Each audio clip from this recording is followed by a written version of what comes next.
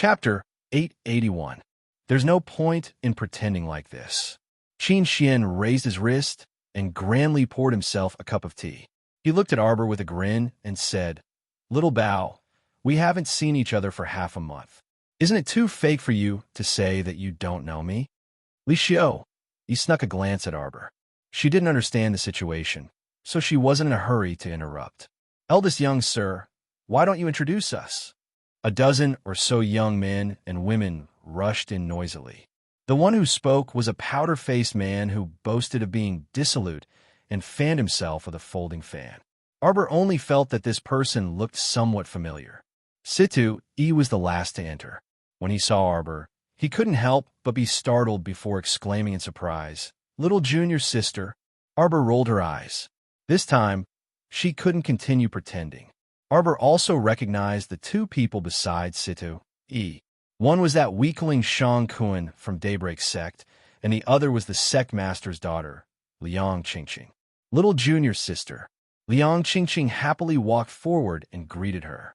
"Senior brother Situ, senior sister Liang." Arbor nodded at the two. Qin Xian couldn't help but be amused. Not pretending anymore, Arbor snorted and turned her head to give him a lukewarm look. She then stood up and said, "Let's go." Since senior brother Situ was here, then she would give senior brother face. Miss Li also stood up. Arbor had just walked to the door when a man with a glossy powdered face pulled out a folding fan to block her path. "Hey, Mississippi, since you're here, then stay here and play with everyone." The man winked at her with a mischievous grin. He waved his fan back and forth in the middle of winter, looking very self-righteous and flirtatious. Situ, he was just about to warn the man when he saw eldest Miss Xiao pick up a flower pot placed on the flower shelf by the door. With a bang, she smashed it on the head of the pink-faced youth, knocking him down on the spot. Qin Xian's mouth twitched, and he couldn't help but raise his hand to rub his forehead. Was this a Yukong of the Marquis of Su En's estate a fool? Back when he was at the Qin estate, the little stoic had smashed him with a flower pot. His head was wrapped in layers of bandages, and he only recovered after recuperating for more than half a month. Now, they're here again. History was shockingly similar. Hu Yukong stood up with his head covered in blood. He touched his head and screamed, someone come. Young Master Hu, young Master Hu." The people at the door immediately became a mess. Some hurriedly ordered people to get gauze and water to bandage their wounds, while others were trembling with fear and pale faces as they used their bodies to block Arbor. Jolin rolled up his little sleeves, looking like he was ready to fight. Just as the commotion was going on, the sound of footsteps came from the stairs. Arbor turned his head and saw Blackie's anxious face appear at the entrance of the staircase. "Eldest Miss." Az gasped for breath and hurriedly ran up to her and cried out in alarm. Something happened at home. Arbor's pupils contracted instantly, and his entire body's aura froze to the extreme. He lifted his leg and kicked the person blocking his way. Scram! Then he directly walked to Blackie's side. Miss Li, Jolin, and the other two also ran out the door. "Wait a minute, you smashed my head, so you can't leave." Hu Yokong's body swayed as he staggered 2 steps forward. Someone suddenly cried out in alarm. "Young Master Hu, that's the Crown Princess. You didn't attend the banquet yesterday, so you don't know that she..." Arbor left this group of people behind and hastily followed Blackie down the stairs. Chapter 882. When Madame and Madame Run were riding the carriage home, they were stopped by someone halfway. "Hey Z," said anxiously. "Lord heard from Sister Chunning that eldest Miss had come to Spring Dawn Garden, so he sent Hey Z to search for Mississippi. Where is my mother right now?" Xiao Lin asked anxiously. "Second Miss, Madame was abducted. Those people even injured Madame Ren." Hey Z hastily said. Madame Ren also said that Madame was also injured at the time, but it wasn't serious. Those people are aggressive and well-trained. They don't look like ordinary hooligans. Arbor clenched her fists. Sure enough, they had great guts. Someone dared to directly attack her mother in the Imo Kingdom capital's territory. Since they dared to do it, she dared to destroy them at all costs. "Then what do we do now?" Xiao Lin cried out anxiously. Did my father find out who abducted my mother? Lord doesn't have a clue at all. When Hazy left, Lord had already brought people to the capital magistrate's office to report the case. The capital magistrate must be as anxious as ants on a hot pan when he received the report that a madam of a marquis's estate had been abducted in broad daylight in the capital under the watchful eyes of everyone. Arbor paused and took out a talisman pen, writing a few strokes on the communication jade talisman. She then turned back and said to Hazy, "Send second miss and the others back to the residence first. Sister will handle this matter. Don't worry, go home first." "Yes." Hazy nodded. "Eldest miss, please be careful. If there's any news, discuss it with Lord first." Arbor nodded coldly and then watched as Hazy brought Xiao Lin and the others into the carriage and left. At this time, the communication jade talisman in her palm was already slightly warm. Arbor flipped it open, and a layer of frost covered her face. She suddenly roared at the sky. "Good. Excellent." Lightning's heart involuntarily skipped a beat when she saw her suddenly dashing off in a certain direction at lightning speed. She hurriedly used the Jade Messenger talisman to hastily write a sentence. "The Crown Prince Consort has gone to the Qiao estate. Quickly send someone over." Then, he hurriedly followed her footsteps. With a wave of his hand, a dozen or so black figures appeared from the shadows and followed closely behind. She knew the position of the Qiao family's main family very well. After all, she had stayed in that family for a period of time in her previous life and had seen the faces of that family. Walking west from Hualing Street, it didn't take long for them to arrive at the main entrance of the Qiao family's residence. The two red-striped stone lions were squatting there with ferocious expressions as usual. Their mouths were wide open, and they looked like they were about to tear everything apart. This was the main residence of the Qiao family. Arbor's eyes seemed to be smeared with a layer of frost. He stretched out his hand and summoned Qing Wan. "Go smash their door.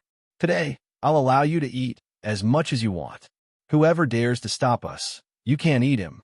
Lightning and the others who came with her were all stunned when they heard the crown princess's fierce words.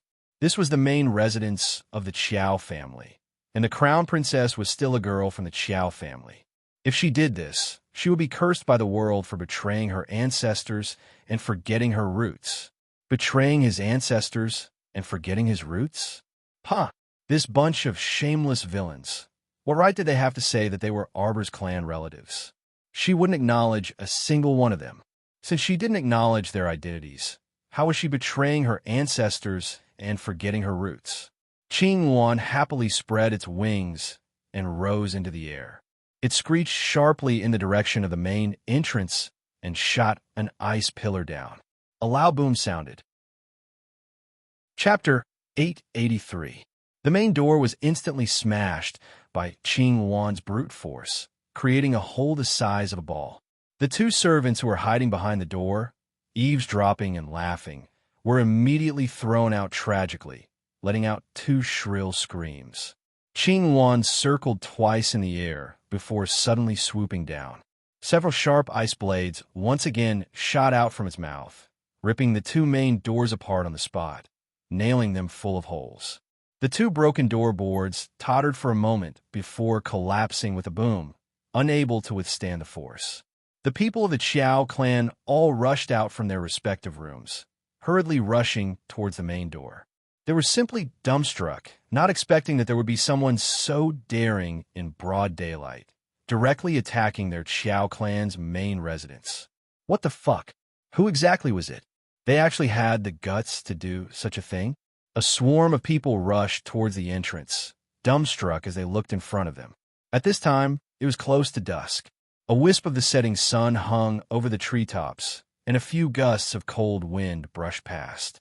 They saw a little girl wearing plain pink clothes, holding an enormous club that was half her height, standing at the Qiao estate's entrance, looking at them with an indifferent expression. In the depths of her vicious eyes, it seemed like a tiger or wolf was roaring. "Have Qiao Dongbua come out." Arbor stared at the group of Qiao clan disciples who ran out, his voice indifferent as he spoke. What kind of person dares to rush to the Qiao estate's entrance and shout? Who do you think you are?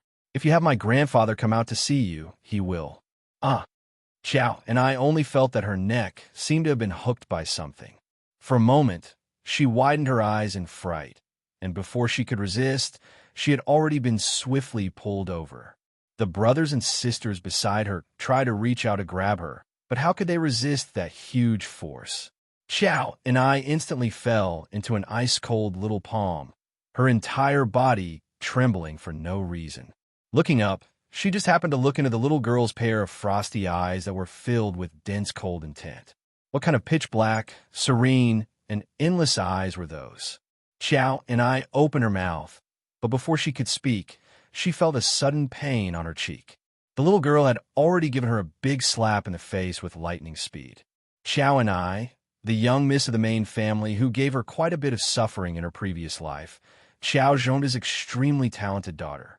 She remembered that when she was 9 years old, she had followed her father to the Chow family's main residence. Since then, she had been living in a small, dilapidated courtyard outside the main residence. During this period of time, this Miss Chow had often brought a group of young masters and young ladies to her house to flaunt her prowess. She had arrogantly ordered her to do all kinds of hard and tiring work, treating her like the lowest servant girl. At that time, she had never opened her profound, but she had never given up on herself. With the elegant title of the Chow family's trash on her head, she was looked down upon by everyone in the Chow family. Anyone could step up and step on her. She didn't expect to meet Chow and I for the first time in this life. In her previous life, the seemingly unreachable Chow and I was actually so weak that she could summon her with a wave of her hand. To be honest, there were many things that she didn't want to pursue. In particular, it wasn't the kind of great hatred that was as deep as a sea of blood. In fact, she couldn't be bothered to bother herself with some trivial daily conflicts, such as the trifling matter with Zhou Tao in Quoto Village. This was also in order to let go of that ice-cold and broken heart of hers. Those young masters and young ladies of the main family, like Chow and I, were indeed hateful. During those dark days between the ages of 9 and 16, when she had yet to open her profound, who knew how much pain and suffering they had inflicted on her body and soul. Chapter 884. She could not care less about these things. She could treat those trials and hardships as the greatest test of her life. It was the polishing of her temperament and also the creation of her current life. Because, after all, those were matters from her previous life. In this life, these things simply never happened. She didn't want to cling to the past, but she ultimately couldn't walk out of her past attachment. For example, she simply couldn't walk out of the matter with Fan Xiuhe. So the moment they met, she simply couldn't control her impulsive heart and wanted to kill him on the spot. Yes, she wanted to kill Fan Xiuhe. She especially wanted to kill him at the banquet that day. She knew that her behavior at that time was especially like someone with a mental problem. She was sick. She herself was very clear that, strictly speaking, this could be a kind of psychological illness. It was as if these things clearly never happened in this life, but the moment she saw Chow and I, her body actually reacted with pain. She felt that the little finger that Chow and I broke in her previous life was currently twitching slightly. This was a kind of psychological torture. To tell the truth, after returning to the capital for so long, she simply didn't intend to have any relationship with the main Chow family. It was fine to treat everything from her previous life as a passing cloud and smoke. Unfortunately, others might not let her off even if she thought this way. This was the current situation. If she lay dormant, others would bite her to death. If she wanted to live, she could only counterattack. Have Chow Dongbua fucking come out. Xiao Mu repeated her words again, and she slightly tightened her grip on Xiao Ni's neck. It would truly be a pity if such a beautiful neck were to break. Miss, please stop. A young man walked out of the crowd. He looked to be around 25 or 26 years old. His appearance wasn't very good-looking and could only be considered decent. Arbor wasn't unfamiliar with this person at all. He was Qiao Chong, one of the top-ranked genius mystic cultivators in the main family. As a level 8 mystic cultivator, his talent was slightly inferior to his younger sisters. In her previous life, when Arbor was 9 years old, Xiao and I was already a level 4 mystic cultivator when she was a little over 11 years old. Therefore, Xiao and I was arrogant and complacent. Bearing the entire family's favor, she disliked this 9-year-old trash who hadn't even triggered her mystic meridians. And now, the 17-year-old Xiao and I was already a level 7 mystic cultivator. Everyone present, including Xiao Chong, felt their hearts tremble when a little girl grabbed a level 7 mystic cultivator's neck the moment they met. The little girl in front of him looked like she was only 14 or 15 years old. What kind of cultivation was this? She must already be a level 10 great mystic cultivator. The Xiao clan's disciples couldn't see through Arbor's cultivation at all. They could only see a huge blue divine bird circling above her head. Their minds were a little muddled for a moment. It was common knowledge that only level 10 and above mystic cultivators could form contracts with mystic beasts. This little lady was already a level 10 great mystic cultivator at such a young age. His talent was simply astonishing. Arbor carried Xiao and I effortlessly, as if he was carrying a hen, and strode into the Xiao residence. But she saw someone rush up to snatch Xiao and I from her hands. Arbor coldly curled her lips at that person and broke one of Xiao Ni's fingers with a snap. After this, Xiao Ni's entire body trembled as if she was soaked in cold water. 3 of her fingers had already been broken, and no one dared to come up to snatch Xiao and I from her hands. Chapter 885. Previously, Prince Mo had sent people to keep an eye on the Xiao family's main residence. The moment Xiao Dongbua and company made a move to kidnap Arbor's mother, the Hidden Night Pavilion knew about it. Therefore, when Arbor sent a message to the Hidden Night Pavilion, he received a quick reply saying that it was Xiao Dongbua who did it. However, before the Crown Prince could send people to rescue her, his Crown Princess had already knocked on their door. When Prince Mo received this news, he immediately jumped up from his seat. He didn't even bother with approving the memorials and directly tossed aside his cinnabar brush as he stood up, his face brimming with killing intent as he ordered, "Immediately summon Yu Xiao and bring 3,000 dragon saliva guards to the Qiao family's main residence." Hui Feng looked helpless. "You said that you would only go see the Crown Princess after taking care of matters. But can this be delayed?" "No, I have to go see Jojo immediately." He didn't want to delay a single minute. "You're bringing 3,000 dragon saliva guards to the Qiao estate to flatten the Qiao estate's main residence." Hui Feng rolled his eyes. "Don't worry. This subordinate dares to bet my head that our Crown Princess will definitely be fine. The unlucky one must be someone else. Hurry and make preparations," the Crown Prince roared at Hui Feng. The latter rubbed his nose and withdrew, feeling disinterested. Not long after, Yu Xiao, who received the news, personally led 3,000 dragon saliva guards to the palace's main entrance. When the great king received the news, he initially thought that something serious had happened. For example, someone was plotting a rebellion in the capital to endanger his throne, that after asking around, he found out that the Crown Prince wanted to bring his iron-blooded personal guards to the Qiao family's main residence to rescue the Crown Princess's mother. He was so angry that he immediately threw away an inkstone. "Go, summon the Crown Princess to the main hall for this humble one. This humble one wants to have a good talk with her." This was his daughter-in-law's trivial matters. He couldn't keep letting his son interfere, right? What was a dignified crown prince who didn't attend to his proper duties and didn't think about national affairs, meddling in his daughter-in-law's family matters all day long? No wonder his old wife had been nagging at him recently, saying that the Crown Princess was a troublemaker who had led their good son astray. A father who loved his son dearly paced back and forth in the hall. He was determined to resist the fear in his heart. He was determined to find his daughter-in-law and have a good talk with her. Not long after, the manager eunuch, Gong Chong, ran in, panting, and knelt down on the ground.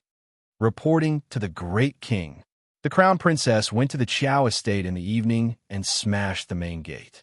She fought her way in to save her mother. "What?" The great king's hand landed on the armrest, and he immediately felt the pain in his hand. He secretly rubbed his wrist. This crown princess is too much. She was the crown princess of a country. Why do you have no sense of propriety? What can't you send someone to do? Why did he have to personally come knocking on their door? Was this appropriate? Outrageous, outrageous, outrageous. Gong Chang, this servant is here. Gong Chang, and wiped the cold sweat off his forehead. He had a feeling that the great king was going to trick him.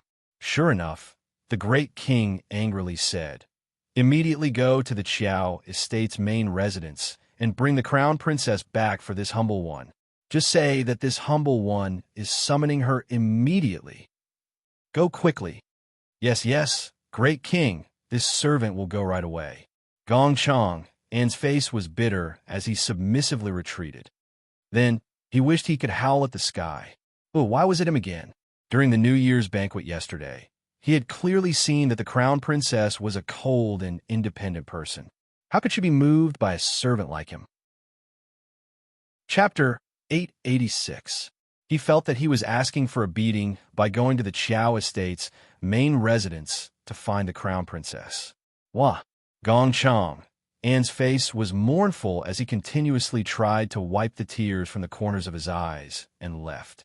At the same time, Arbor lifted the pale-faced Qiao, an eye like a little chick, and kicked over several Qiao family disciples along the way.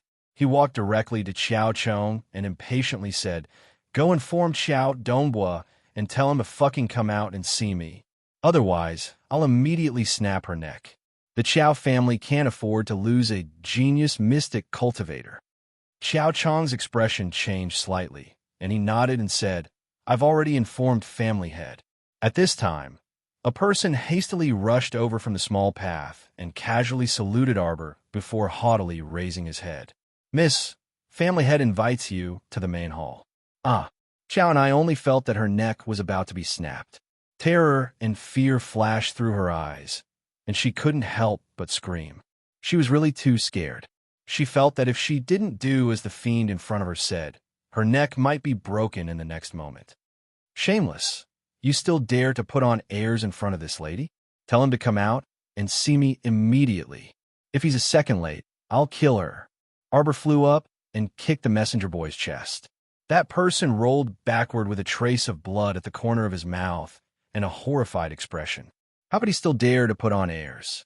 He hastily pissed his pants in terror and returned to report. At this time, Lightning and company had already gathered at the entrance. Following Qiao Ni's shout, they rushed in and stood behind Arbor with baleful expressions.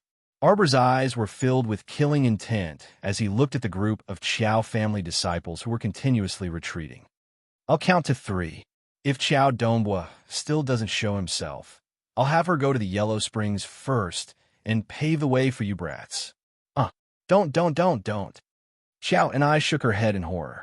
She was truly scared, so scared that her body couldn't stop trembling. In the past 17 years, she had never felt so insignificant. It was as if that fiend woman could kill her with a single finger. 1, 2, have mercy.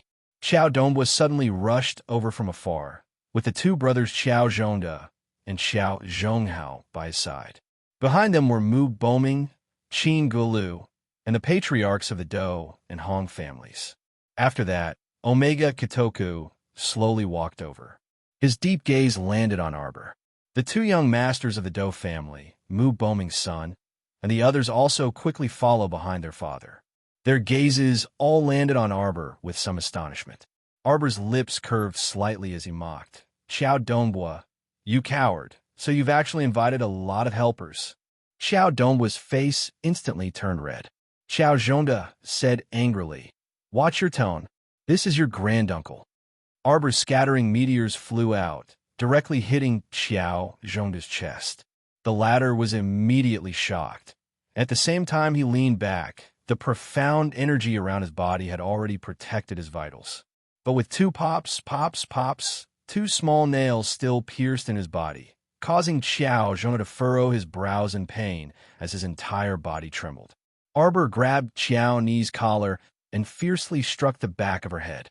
His freaking strength made Second Dou and the other's eyelids involuntarily twitch. Xiao and I abruptly knelt down with a wretched cry. Arbor grabbed the back of her collar and with a rip, Xiao and I felt a chill in front of her chest. Her lapel had actually been torn open in front of everyone. This chapter is a gift. End of Chapter 7. I'm going to eat. Chapter 887. Arbor coldly stared at Xiao Donghua and said, I want to see my mother. Otherwise, I'll hang her naked body at the city gate. Let's see if your old Xiao family still wants this old face. You. Xiao Zhonda was so angry that he leaned back, and he almost vomited blood from his throat. He had truly never seen such a ruthless little girl. How should he put it? She didn't even give people any time to react, and suddenly, the entire situation took a sharp turn to the point where it was irreversible. They were all old people, but they were actually led by the nose by a little girl with just a few words. Not to mention that Xiao Zhonda was angered to death. Xiao Donghua was even more furious. Arbor, how dare you? Bang! Arbor's hand viciously chopped at the back of Xiao Ni's neck, and with another ripping sound, Xiao and I screamed and cried. She only felt that the clothes on her upper body were almost completely torn apart by that savage girl. If you continue to consider, your genius granddaughter will be exposed naked in front of everyone. If you dare to make a move on Xiao and I again, see how I'll use the same method to deal with your mother. Xiao Zhonda shouted. A sharp light flashed in Arbor's eyes. A dagger instantly appeared in her hand, and she cut off half of Xiao Ni's ear. Who dares to touch my mother? I'll let his entire family die without a burial ground. Xiao Donghua, you coward. Prepare to let everyone in your Xiao estate wash their necks clean and wait. Die. Is this your fate? Arbor shouted sternly. Qing Wan, who felt her emotional fluctuations, screeched in the air and then spat out a mouthful of dense ice mist in the direction of Xiao Donghua and the others. Xiao Donghua was overwhelmed with shock, and he hurriedly grabbed his two sons and retreated.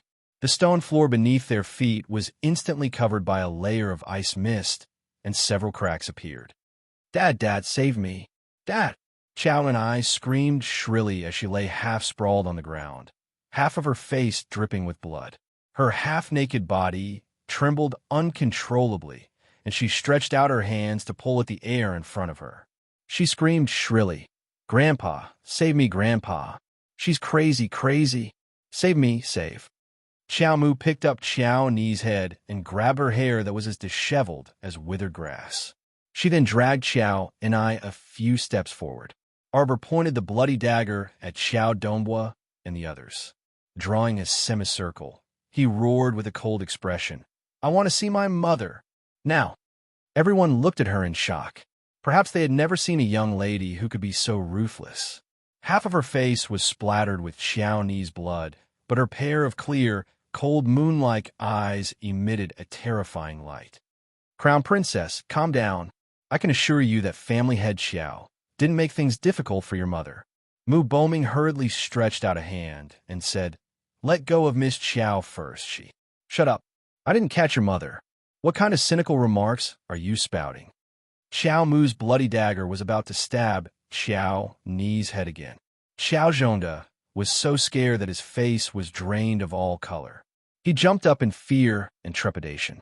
Bring him. Hurry and bring him out. Xiao Donghua said angrily with a purple face, Why, you little bastard? Why you actually dared to be so heavy-handed to your clan sister? I am going to expunge your name from the clan. Arbor shot him a cold glance. Chapter 888. Then, she grabbed Xiao Ni's hair and turned around. Her pale face was stained with blood, but it couldn't hide her elegant and refined features. Huh?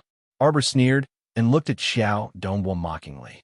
Old thing, do you think I care? Jojo. A weak call came from the corridor. Xiao Mu grabbed the bloodied Xiao and I and turned around. When she saw Wei Ziqin running over from the corridor, her eyes suddenly brightened. Lightning quickly led people to help Wei Ziqin and looked at the people around Wei Ziqin warily. Jojo, it's Jojo. It really is Jojo. Arbor's gaze moved to Wei Ziqin's side. Looking at the familiar face, she couldn't help but be stunned. Sixth aunt? Sixth uncle? Yes. Sixth Aunt Xiao and Sixth Uncle Xiao nodded and looked at her with a smile. Then They looked uneasily at Xiao and I in her hands. Xiao Mu's gaze then shifted to a tall and frivolous woman beside the two people. Your sister Xiaoya? Arbor looked at Xiaoya and asked hesitantly. Xiaoya nodded at her and forced a smile on her cold face. Jojo, long time no see. Wei Ziqin was brought to Arbor by Lightning and the others. Only then did Xiao Mu release her grip on Xiao and I and carelessly wipe her bloody hands on her skirt. She then tugged on her mother's sleeve. Mom, are you okay? Silly child. What could happen to Mother? Wei Ziqin looked at her daughter and couldn't help but feel sorry for her. Then let's go. Arbor nodded. Father, father. Xiao and I crawled a few steps forward and crawled to Xiao Zhongda's side in a sorry state. Kill her, kill this lunatic. Father, father. Arbor abruptly turned his head, and a ferocious glint flashed across his eyes. He stepped forward and stepped on Xiao and I. Hey, Jojo, Jojo. Xiao Lu's aunt hurriedly cried out and carefully soothed her emotions. You should let Miss Xiao and I go. After all, we are all family members. Arbor sent Joni flying with a kick, and she landed in front of her father with a bang. Xiao Dongbua was so angry that his entire body trembled.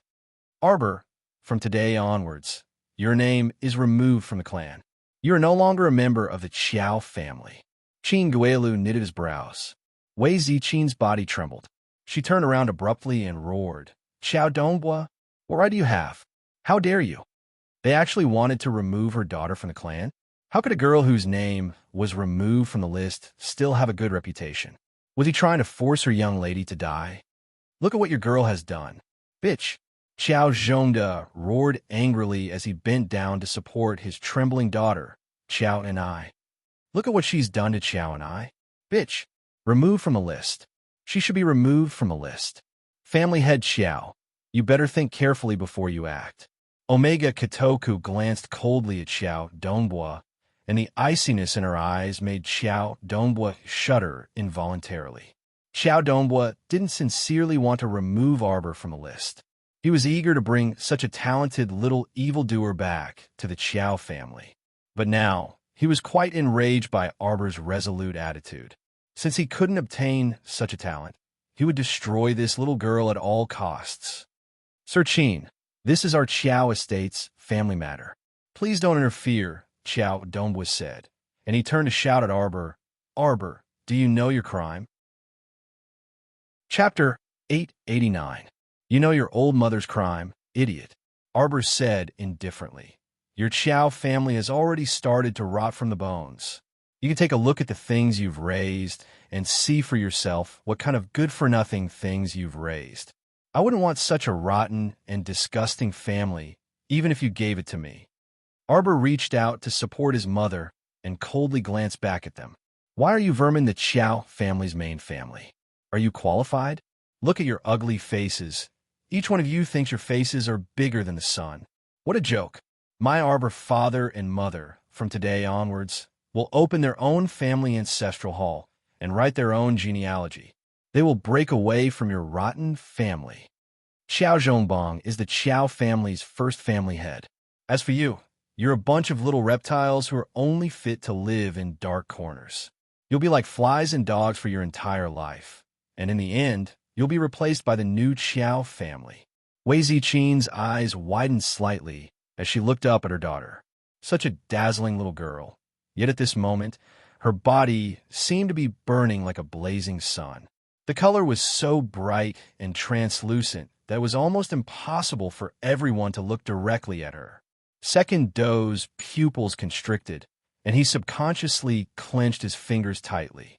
Suddenly, Second Young Master Do felt his sleeves move, and he turned to look at his older brother. Seeing his older brother's slightly inquiring gaze, a sense of powerlessness surfaced in Second Do's heart in a split second. He was a smart person, so he could clearly feel eldest Miss Xiao's hostility toward the Do family. It was a terrifying thing to have such an enemy who was rapidly growing. Perhaps he should go back and sort out his thoughts.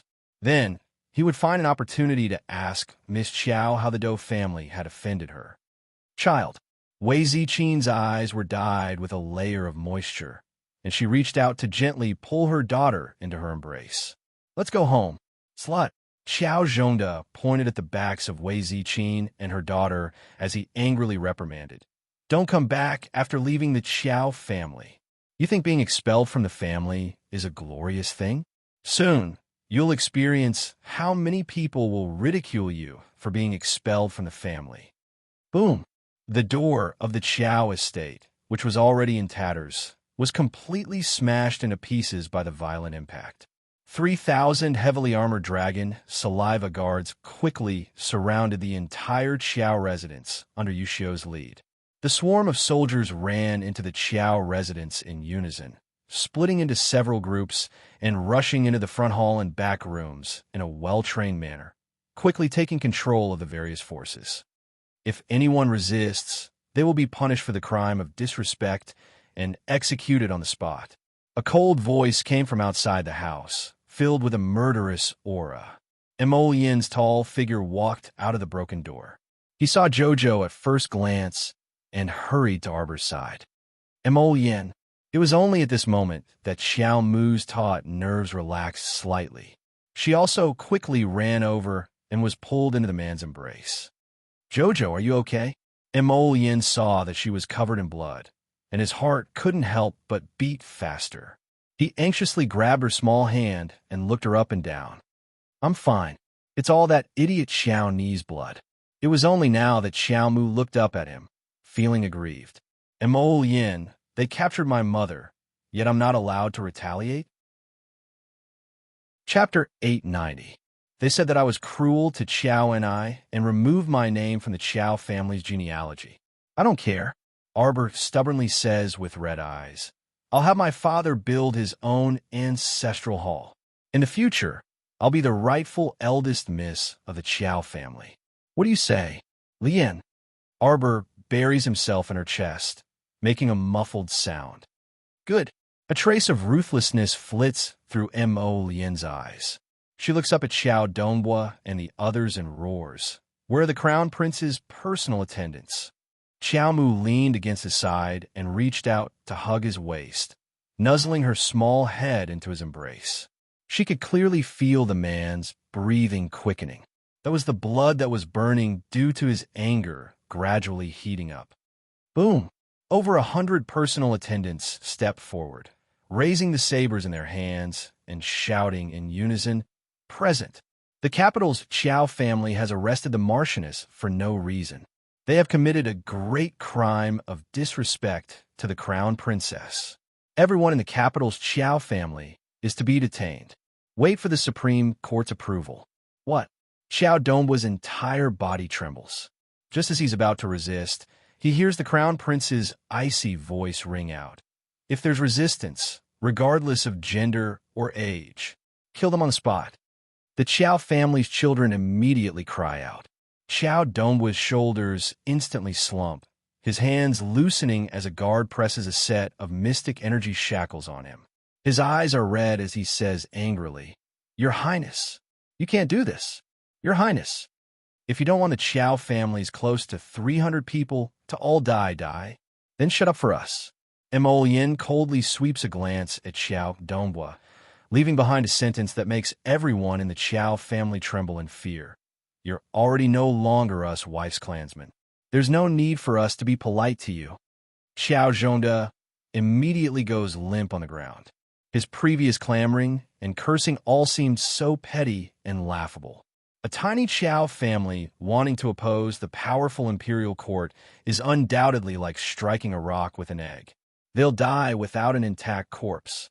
In a split second, the sounds of people being arrested, berated, and beaten mixed together.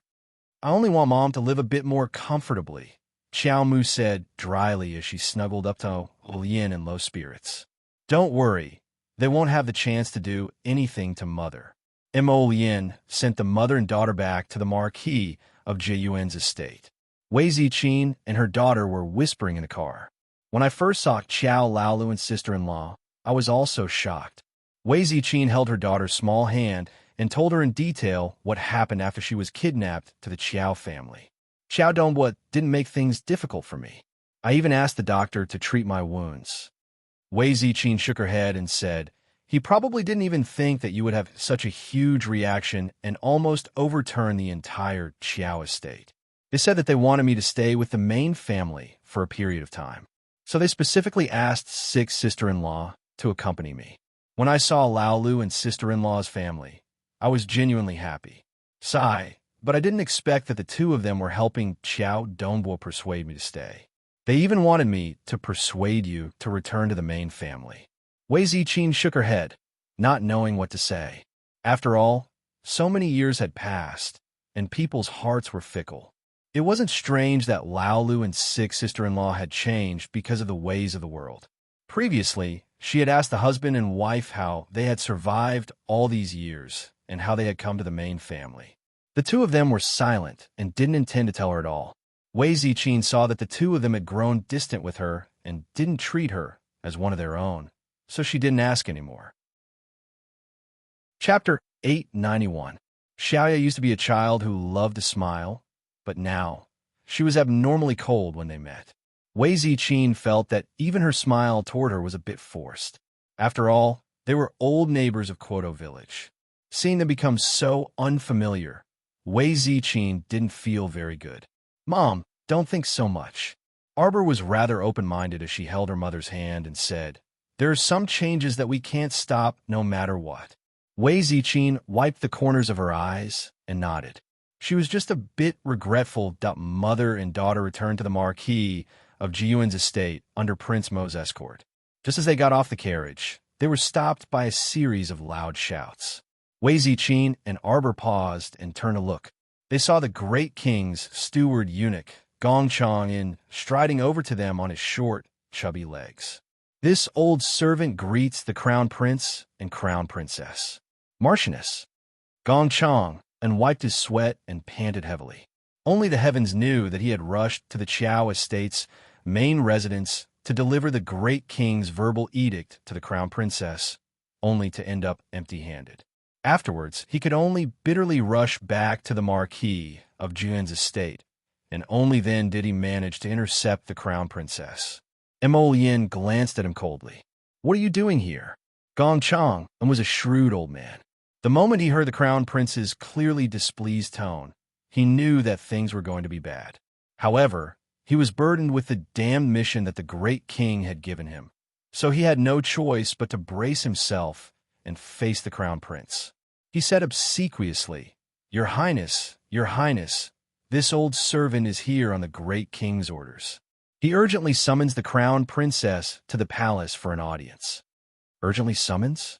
How urgent did it have to be to make Gong Chang and this old fellow sweat profusely? Prince Mo coolly swept the old eunuch a glance. What's the matter? What's the hurry? Tomorrow, Jojo needs to go back and rest. Gong Chang, and immediately knelt on the ground with a plop. Your Highness, the great king is urgently summoning the crown princess. This matter cannot be delayed. If this old servant fails to bring the crown princess back to the palace, This old man actually cried as he wiped his face with tears streaming down his face. Crown Prince Mo pursed his lips tightly, his expression displeased. Arbor didn't care. He tugged at Yin's sleeve and said, Forget it. Don't make things difficult for him. It won't take long for me to follow him into the palace. While they were talking, Father Qiao, who had gone to the capital office to report the case, happened to return. Accompanying him was the capital governor. The 2 hurriedly dismounted and went forward to greet the crown prince. When Lord Pang saw that Wei Ziqing was safe and sound, he immediately heaved a sigh of relief and repeatedly congratulated her. Lord Pang, the suspects have all been taken into custody by the Supreme Court. I'll need you to follow up on this matter. Yin instructed indifferently. Of course. Don't worry, Your Highness. Arbor comforted his mother with a few words and had his parents return home first. He followed the crown prince into the palace. On the way, Yin's brows were tightly knitted. Seeing this, the little fellow couldn't help but frown as well. She reached out to stroke his brows. Yin snapped out of his daze and saw her adorable action. He couldn't help but chuckle and hold her little hand. You really don't want me to go with you? No need. Arbor twisted his little hand and reached out 2 fingers, one on the left and one on the right, to smooth out the frown between his brows. Mo Lien burst into laughter. Arbor tilted his head and suddenly asked, Mo Lien, can your father take a beating? Gong Chang, who was sitting on the shaft of the carriage, didn't know why he heard the crown princess's words, but his heart froze for no reason. Chapter 892. The crown princess has arrived. The great king Mo Lei, who was pacing back and forth in front of the main hall, suddenly perked up. He straightened his posture and turned around with a cold expression. Arbor greets the great king. Arbor walked into the spacious main hall without consulting anyone and performed a standard salute in the great king's direction. Mo Lei's lips curled into a smile as he stared sharply at the girl in front of him. He suddenly asked, Crown Princess, do you know why we summoned you here so urgently? Arbor looked up and returned the great king's gaze with neither servility nor arrogance. She just stood there quietly and didn't say anything, only waiting for the great king to continue speaking. Mo Lei simply had nowhere to vent his anger. As expected, his old wife's nagging wasn't wrong. Facing this expressionless stoic face, he didn't know why his mood started to sour. Do you know that back then, it was the crown prince who begged us and knelt for 3 days and 3 nights without getting up? Only then did us obtain the position of crown princess for you. Otherwise, with your status, there's no way you can become the crown princess. Arbor directly swept a glance at the great king. What are you bragging about? Would Mo Lien do such a cowardly thing? You should be the one who took the written imperial edict and asked you to directly knock it on the table. The great king was so angry that he was jumping up and down. Nonsense. He was already about to explode from anger on the inside. This son of his was indeed a swindler. He actually said everything to his wife. He made his father lose face in front of his daughter-in-law. Isn't that so? Darling Xiao was angry and said whatever was on her mind. That night, he told me himself that I'm already an adult. We have to settle the marriage before the coming-of-age ceremony. Marriage isn't scary. It's just a formality. In the future, we'll be husband and wife. The great king's eyes bulged. Was this how his son tricked a little girl? What formality? Marriage is just a formality, haha. Then, that night, he entered the palace to ask you for the imperial edict. The more darling Xiao spoke, the angrier she became. She glared at the great king and said, You big liar. He even said that he would kneel for 3 days and 3 nights.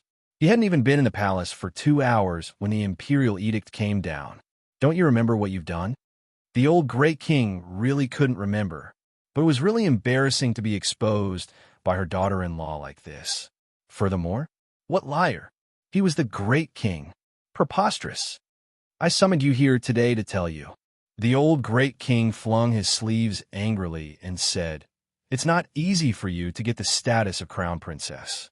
You should cherish it. Look at all the trouble you've caused recently. Even the crown prince's reputation has been tarnished by you. Gong Chang'an followed behind the great king and carefully reached out to tug at the great king's sleeve, indicating for the great king to look at the crown princess's darkened expression. Although our Seacombe planet's folkways are more ferocious.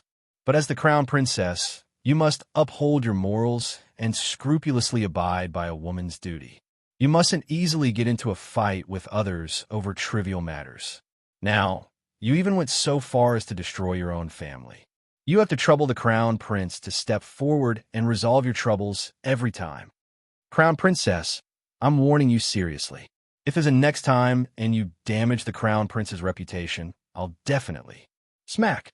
Suddenly, a blue immobilization talisman was abruptly stuck to the great king's forehead, instantly causing a certain someone's gesticulating hand to freeze in midair. The great king's face was petrified. Chapter 893. Your Highness, Your Highness, Your Highness the Crown Prince, it's bad.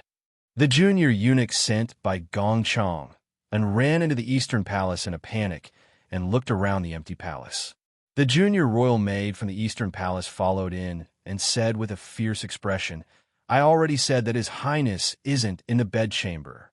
How dare you barge in here? Where did His Highness go? The junior eunuch was about to cry. This servant was sent by Manager Gong. This servant earnestly requests that His Highness make a trip to the king's palace. The junior royal maid pursed her lips. How can we, as servants, care where the master goes? You can just report the truth to Manager Gong. The junior eunuch said with a sullen expression, This servant has an extremely urgent matter to report to His Highness. The great king is still waiting for His Highness to return and rescue him. What happened to the great king? Huifeng couldn't pretend that he didn't hear anything anymore, so he appeared next to the junior eunuch and asked with an indifferent expression, Wah?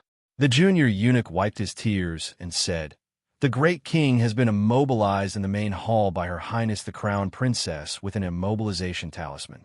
Even now, he still can't move. It was almost dusk, and it was almost time to light the lanterns for dinner, but the great king was still immobilized in the main hall in the same posture. Only now did the great king himself start to panic. Gong Chang, and quickly ordered someone to invite His Highness the Crown Prince to resolve this urgent matter. At this moment, the Crown Prince was hiding in the bedchamber's secret room and crafting a golem by hand. Combined with some guidance from the Tianji treasure blueprint, the Crown Prince's improved golem was more agile and nimble than before.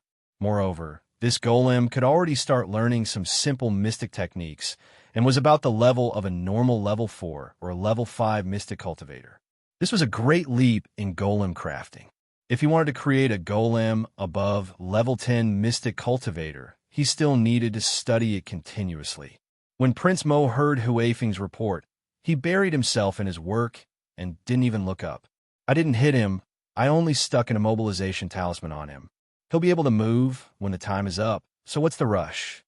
Huifeng's mouth twitched as he silently lit a candle for the old great king in his heart. Look at this troublesome son of his. How biased was his heart. He had long known that the great king would definitely come to his eastern palace to ask for reinforcements.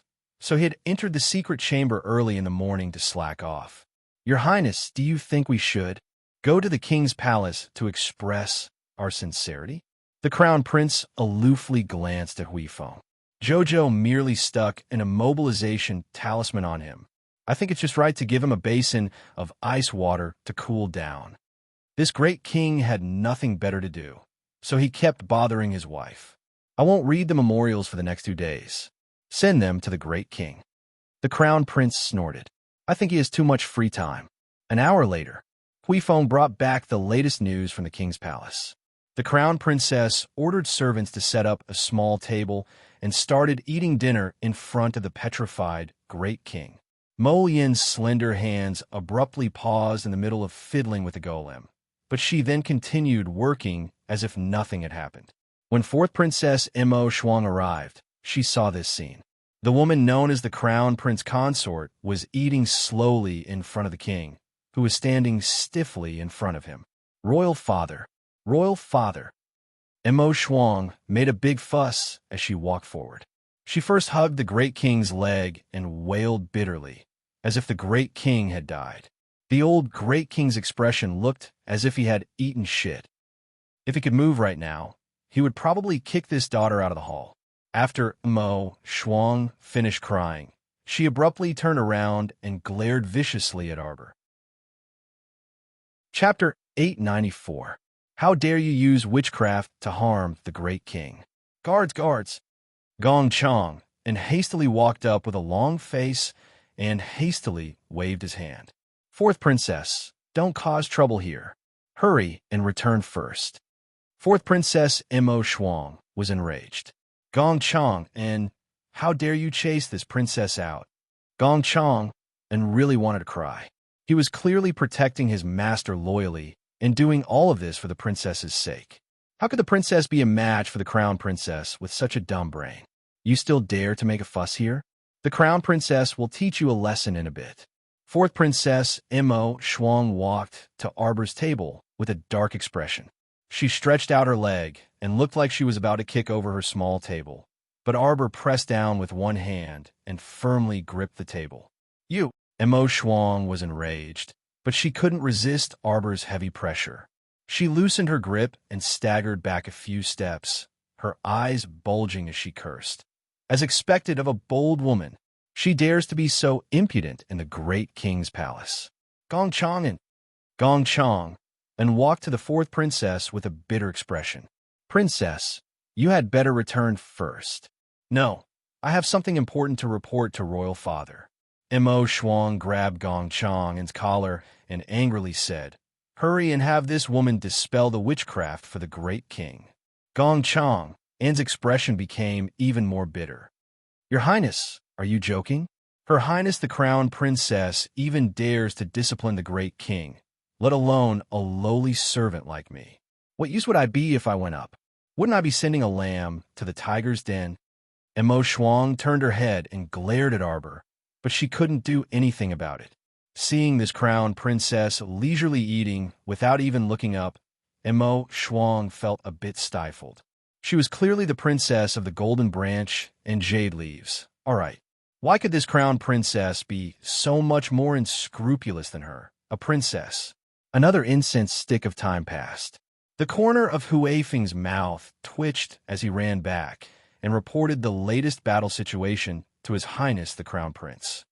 The great king can finally move. He just called the secret guards to arrest the crown princess and interrogate her.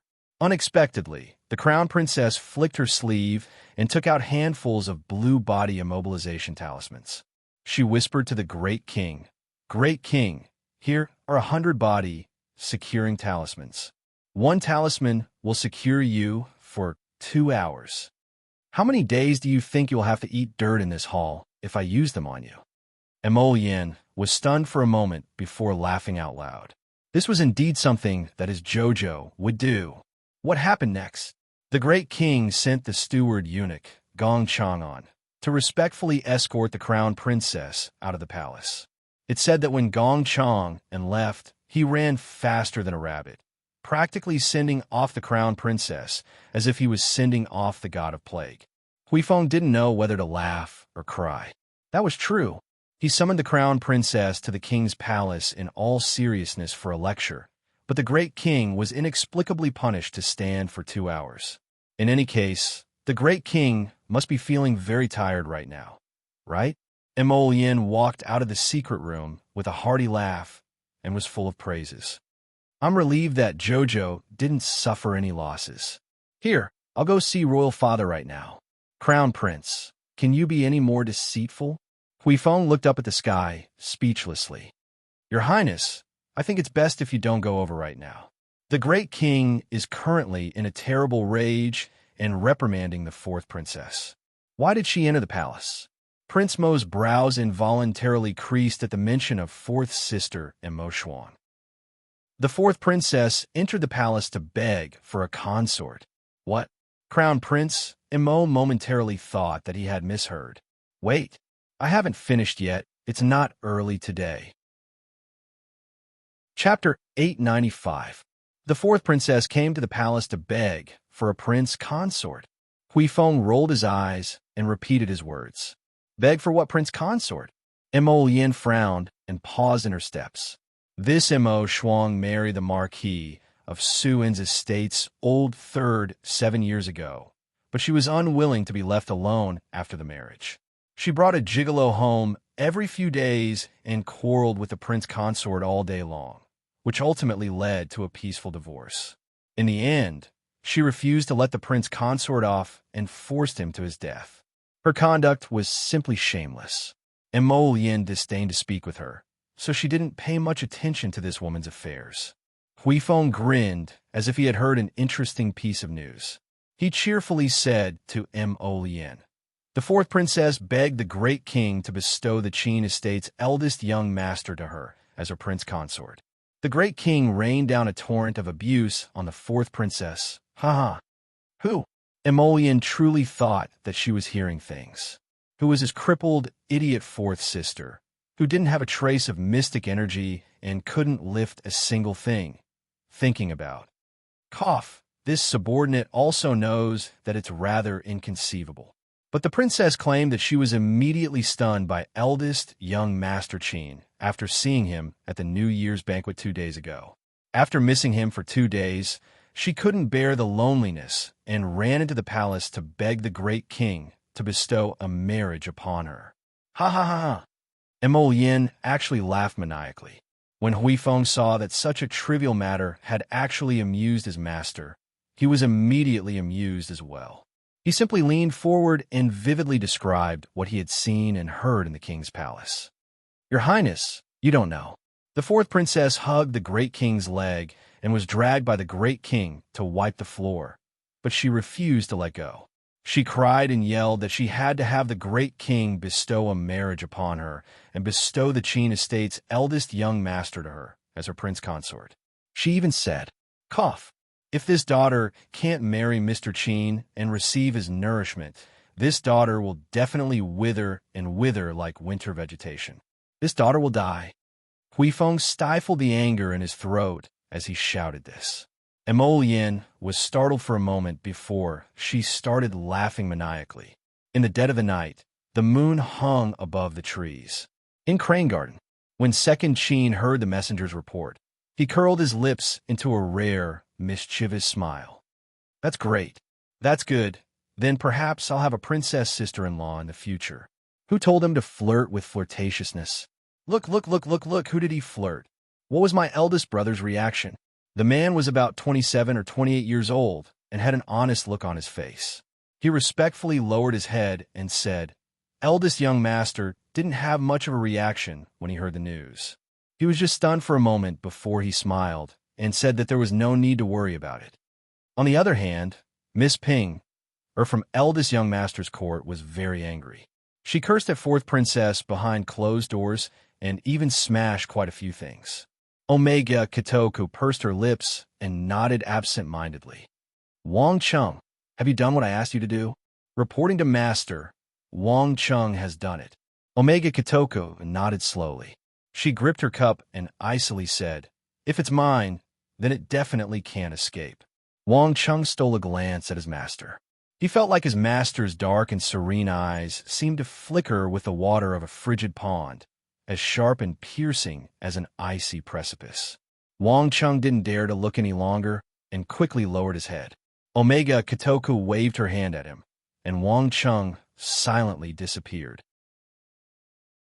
That night, Blue Mountain Courtyard's maidservant Xiang Yuan was feverish and muddle-headed from the fever, alarming manager Kai Wei. Chapter 896.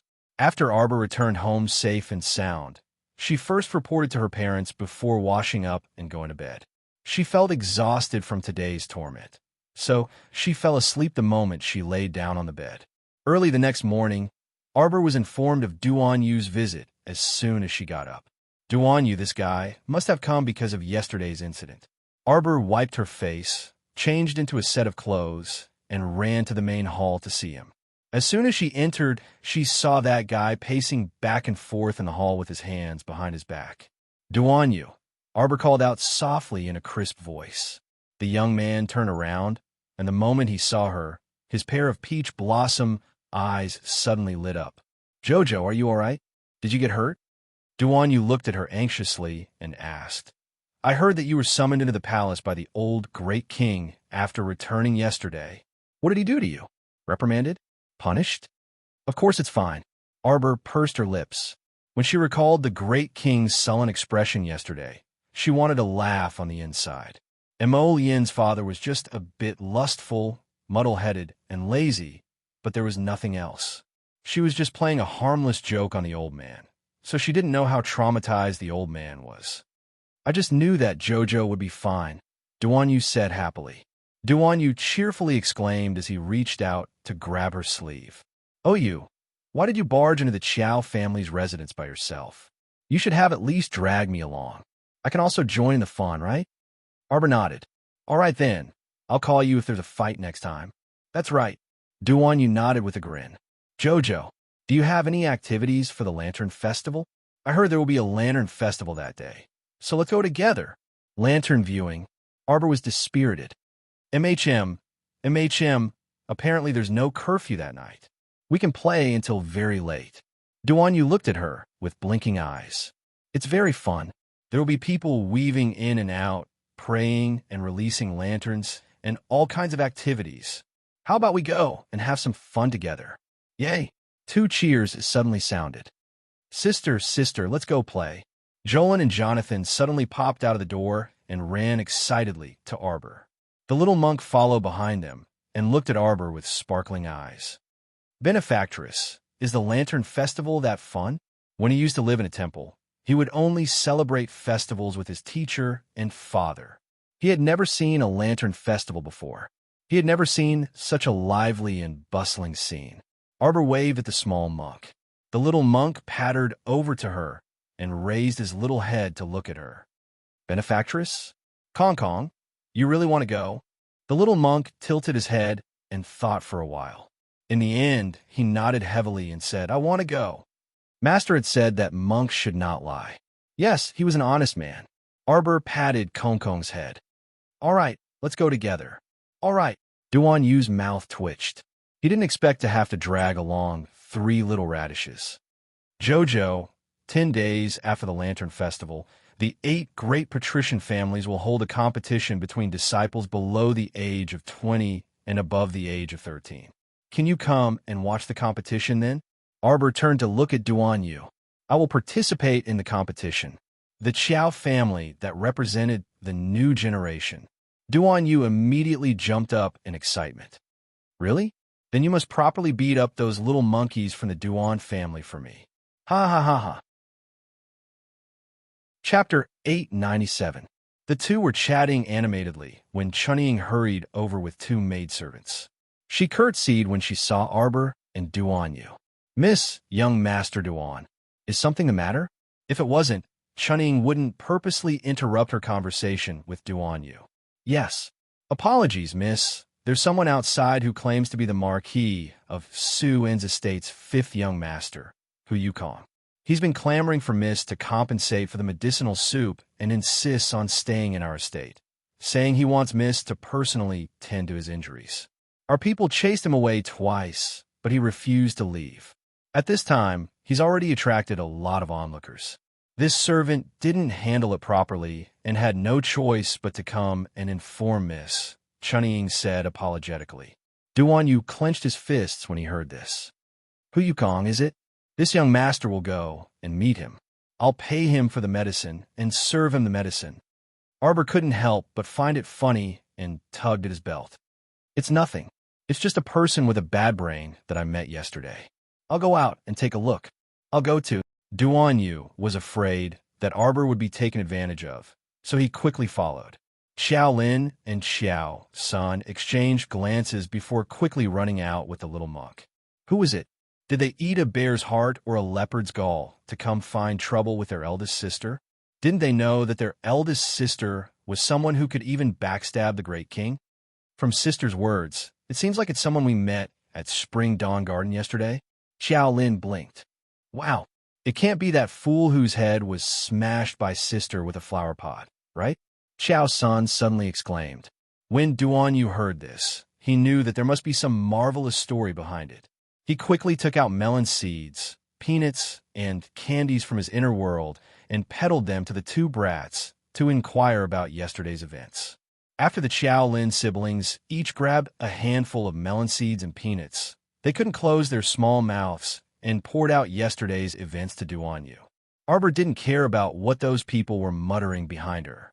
She directly walked to the door, and as soon as she walked out of the Marquis of Jiyuan's estate, she saw that oddball old 5th of the Marquis of Su En's estate rolling on the ground as he stubbornly held onto the heels of her father, Qiao Zhongbang. Qiao Zhongbang had an awkward expression on his face. He didn't know whether he should kick him flying with his heel or continue dragging him forward. What are you doing? Arbor looked at Hu Yukong speechlessly. When the latter saw her, his eyes quickly lit up. Then he pointed at his own head and wailed, Look at my head. It was smashed by you yesterday. The doctor said that something might go wrong. I don't care. You have to be responsible for my treatment. Otherwise, I'll just lie in front of your Marquis of Jiyuan's estate. Arbor gazed deeply at him. That gaze caused Hu Yukong to involuntarily shrink back, feeling somewhat guilty for no reason. Oh, she smashed his head with a flower pot yesterday, and now he's shamelessly sticking to her door. Duan Yu rolled up his sleeves and was about to step forward. I think that doctor was right. It's not that something might go wrong, but that something is wrong with you right now. What could go wrong with me? Hu Yukong was paralyzed on the ground as he swept a disdainful gaze at Duan Yu. Something wrong with your head? Come, I'll treat you. Duan Yu was about to step forward as he spoke. Hu Yukong rolled on the ground and hugged Xiao Zhongbong's heels as he wailed. Marquis, murder! Marquis, someone wants to kill someone. Xiao Zhongbong restrained himself and abruptly used a bit of force to pull out his feet. Chapter 898. Stop making a fuss. Arbor shouted impatiently and waved her small hand at the two boy servants behind her. Help him up. Yes, Mississippi. The two servants quickly went up to support him. However, Hu Yukong refused to let go of Xiao Zhongbong's heel and even howled. What are you doing? Don't touch me. I said don't touch me. Damn it. A bunch of lowly servants. How dare you touch your Lord Hu? Lord Marquis, save me, Lord Marquis. Xiao Zhongbong was truly embarrassed to death to trouble this young master who, can you not embarrass yourself in front of the Marquis of Jeyuan's estate? If he was this young master Hu's father, he would probably want to tear him apart. How did the Hu family produce such an oddball son? Scram. Xiao Zhongbong sincerely forced this word out from between his teeth. How could he have known that he would be so unlucky? He was just about to head to the capital governor's office, but this oddball would pester him as soon as he stepped out of the gates. I don't care. You must compensate. Hu Yukong argued forcefully. You smashed my head. You must compensate me for my medical expenses and serve me wholeheartedly until I recover. Arbor suddenly smiled at him. This smile made Duan Yu's hair stand on end. What was going on? Why did his Jojo keep giggling foolishly at strange men? There was something wrong with this situation. Jojo, you aren't really going to take in this mentally ill guy, right? Duan Yu grabbed her small hand and earnestly dissuaded her. You mustn't. Look at how shameless he is. He clearly wants to cling to you. We don't even know what his motive is, so you mustn't bother with him. You'll lose if you nag at him. You're right. Arbor turned and nodded seriously at Duan Yu. After Duan Yu heaved a sigh of relief, he glanced over and saw the little girl leaping down the steps. She ran directly to Hu Yukong and yanked him down from her father's heels. Xiao Zhongbong let out a long sigh and hurriedly took a few steps back. He then looked at Hu Yukong suspiciously. This kid looks like a weakling, but just now, when he used all his strength to pull his heel, he actually couldn't pull out? Miss Xiao, the cost of the medicine cannot be reduced by a single cent. Hu Yukong was pulled over by her, and he grumbled. What the hell are you talking about? Arbor slapped Hu Yukong's big head. Everyone's mouths twitched, and he rushed over. He grabbed Hu Yukong's face with his two small hands and ravaged it. Stop pretending. I know who you are. You must be Snake Beauty. Don't think that I won't be able to recognize you just because you've disguised yourself as the idiot of the Marquis of Suan's estate. Arbor kneaded and knocked on his face, directly treating his opponent's face like a glutinous rice ball. Hu Yukong's face became distorted in front of everyone. He grimaced in a strange manner and forced himself to say, more rebellious. Stop pinching. I'll let you pretend. Arbor punched Hu Yukong's chin. Grabbing his jet black hair, he punched the same spot 3 times in a row. Then, he took a closer look and muttered curiously, why isn't it dented? If the person in front of her was Snake Beauty, there would be a flaw exposed by shifting his form, twisting his bones, twisting his meridians, and violently punching the same spot, right? Could it be that she was overthinking it, that Duan Yu truly sympathized with this Marquis of Suan's estate's old fifth? He raised his hand to cover his face, simply at a loss for words. Chapter 899. Xiao Sun and Xiao Lin each had their mouths agape, and it took a long time before they continued to munch on melon seeds. This guy who had his head smashed by a flower pot yesterday was truly quite miserable, and today he was beaten to this state by Sister. Arbor loosened her grip and carefully examined his chin. It didn't look like he had moved his bones anywhere. You really aren't the Snake Beauty? Arbor suspiciously glanced at the Marquis of Sue Ann's estate's old fifth. She kept feeling that this person was a bit strange. Logically speaking, with his submissive personality, it was unlikely that he would dare to come find trouble with her. Even if he didn't know her before yesterday, it seemed like someone had already informed him of the crown princess's identity when she smashed his head. Someone like Hu Yukong, who didn't even dare to let out a fart when he saw His Highness the Crown Prince, still dared to come find the crown princess to quarrel? Cough. Arbor awkwardly loosened her grip, just as she was about to reach out to straighten his disheveled collar. The Marquis of Sue Ann's estate's fifth young master shrunk back with all his might and let out a tragic shriek. "Don't come over. What are you doing?" He covered his chest with both hands, and his eyes were wide as saucers. When he looked at Arbor, even Arbor couldn't resist looking down at her pair of spotlessly white hands. She really didn't want to do anything. Arbor coughed lightly and glanced at Hu Yukong in embarrassment. "It's a misunderstanding, a misunderstanding, a misunderstanding. Young Master Hu, are you all right?" Hu Yukong shrunk his neck and covered his chest as he shouted vehemently. "You smashed my head yesterday. Today, you hit my chin hard. Tomorrow, you want to break my nose crooked. The day after tomorrow, you want to beat my eyes until they're bloodshot." Arbor twitched her mouth, and she quickly reached out to placate him. "No, no, no. Don't come over." Young Master, who shrunk back like a bird startled by the twang of a bow. Our dear Arbor's hand froze in midair, just like that. On the other end, Duanyu was already laughing uncontrollably. He held his forehead and turned his handsome face away, practically unable to bear looking directly at Hu Yukong's tragic and shocked face. "How about this? I'll give you a bottle of healing pills. Take it, and you'll be fine in 2 days." "Give it to me." Hu Yukong angrily reprimanded him. Arbor was speechless, but he still took out a bottle of pills from his inner world and handed it to him. Hu Yukong hurriedly snatched it over, opened the bottle, and sniffed it. Only then did his expression soften slightly as he muttered, "The medicinal pills are not bad." Xiaomu nodded. "Then let's call it quits like this." "No." Hu Yukong's expression was extremely ugly. "You have to be responsible for treating my injuries. Otherwise, I wouldn't have left the Marquis of Jiuan's estate. Even if this matter is reported to the Great King, you will still be the one at fault." Arbor Xiao Zhongbong quickly stepped forward to smooth things over. "How about this, young Master Hu? You go home first." "No." Hu Yukong clutched his chest at once, looking like he was about to faint from suffocation. "Don't think of chasing me out of the Marquis of Jiuan's estate before my injuries recover." Arbor's head hurt from his quarreling, and he turned to Chunying to instruct, "Arrange for him to stay in the outer courtyard. In at most 3 days, his small injuries will be healed." "Humph." Hu Yukong pursed his lips. When he followed the disdainful Chunying into the Marquis' estate's main entrance, he secretly peeked at Arbor's back. "Why did you bring this person into the estate?" Duanyu asked unhappily. He couldn't even enter the inner courtyard. So who was this person so thick-skinned? Chapter 900. Arbor looked around before secretly pulling Duanyu to the side and whispering, "I suspect that there's something strange about this person. Did you just call him a snake beauty? Who is that?" Duanyu also couldn't resist asking in a hushed voice. "A pervert." Arbor harumphed. "A fellow that I especially want to beat up whenever I see her."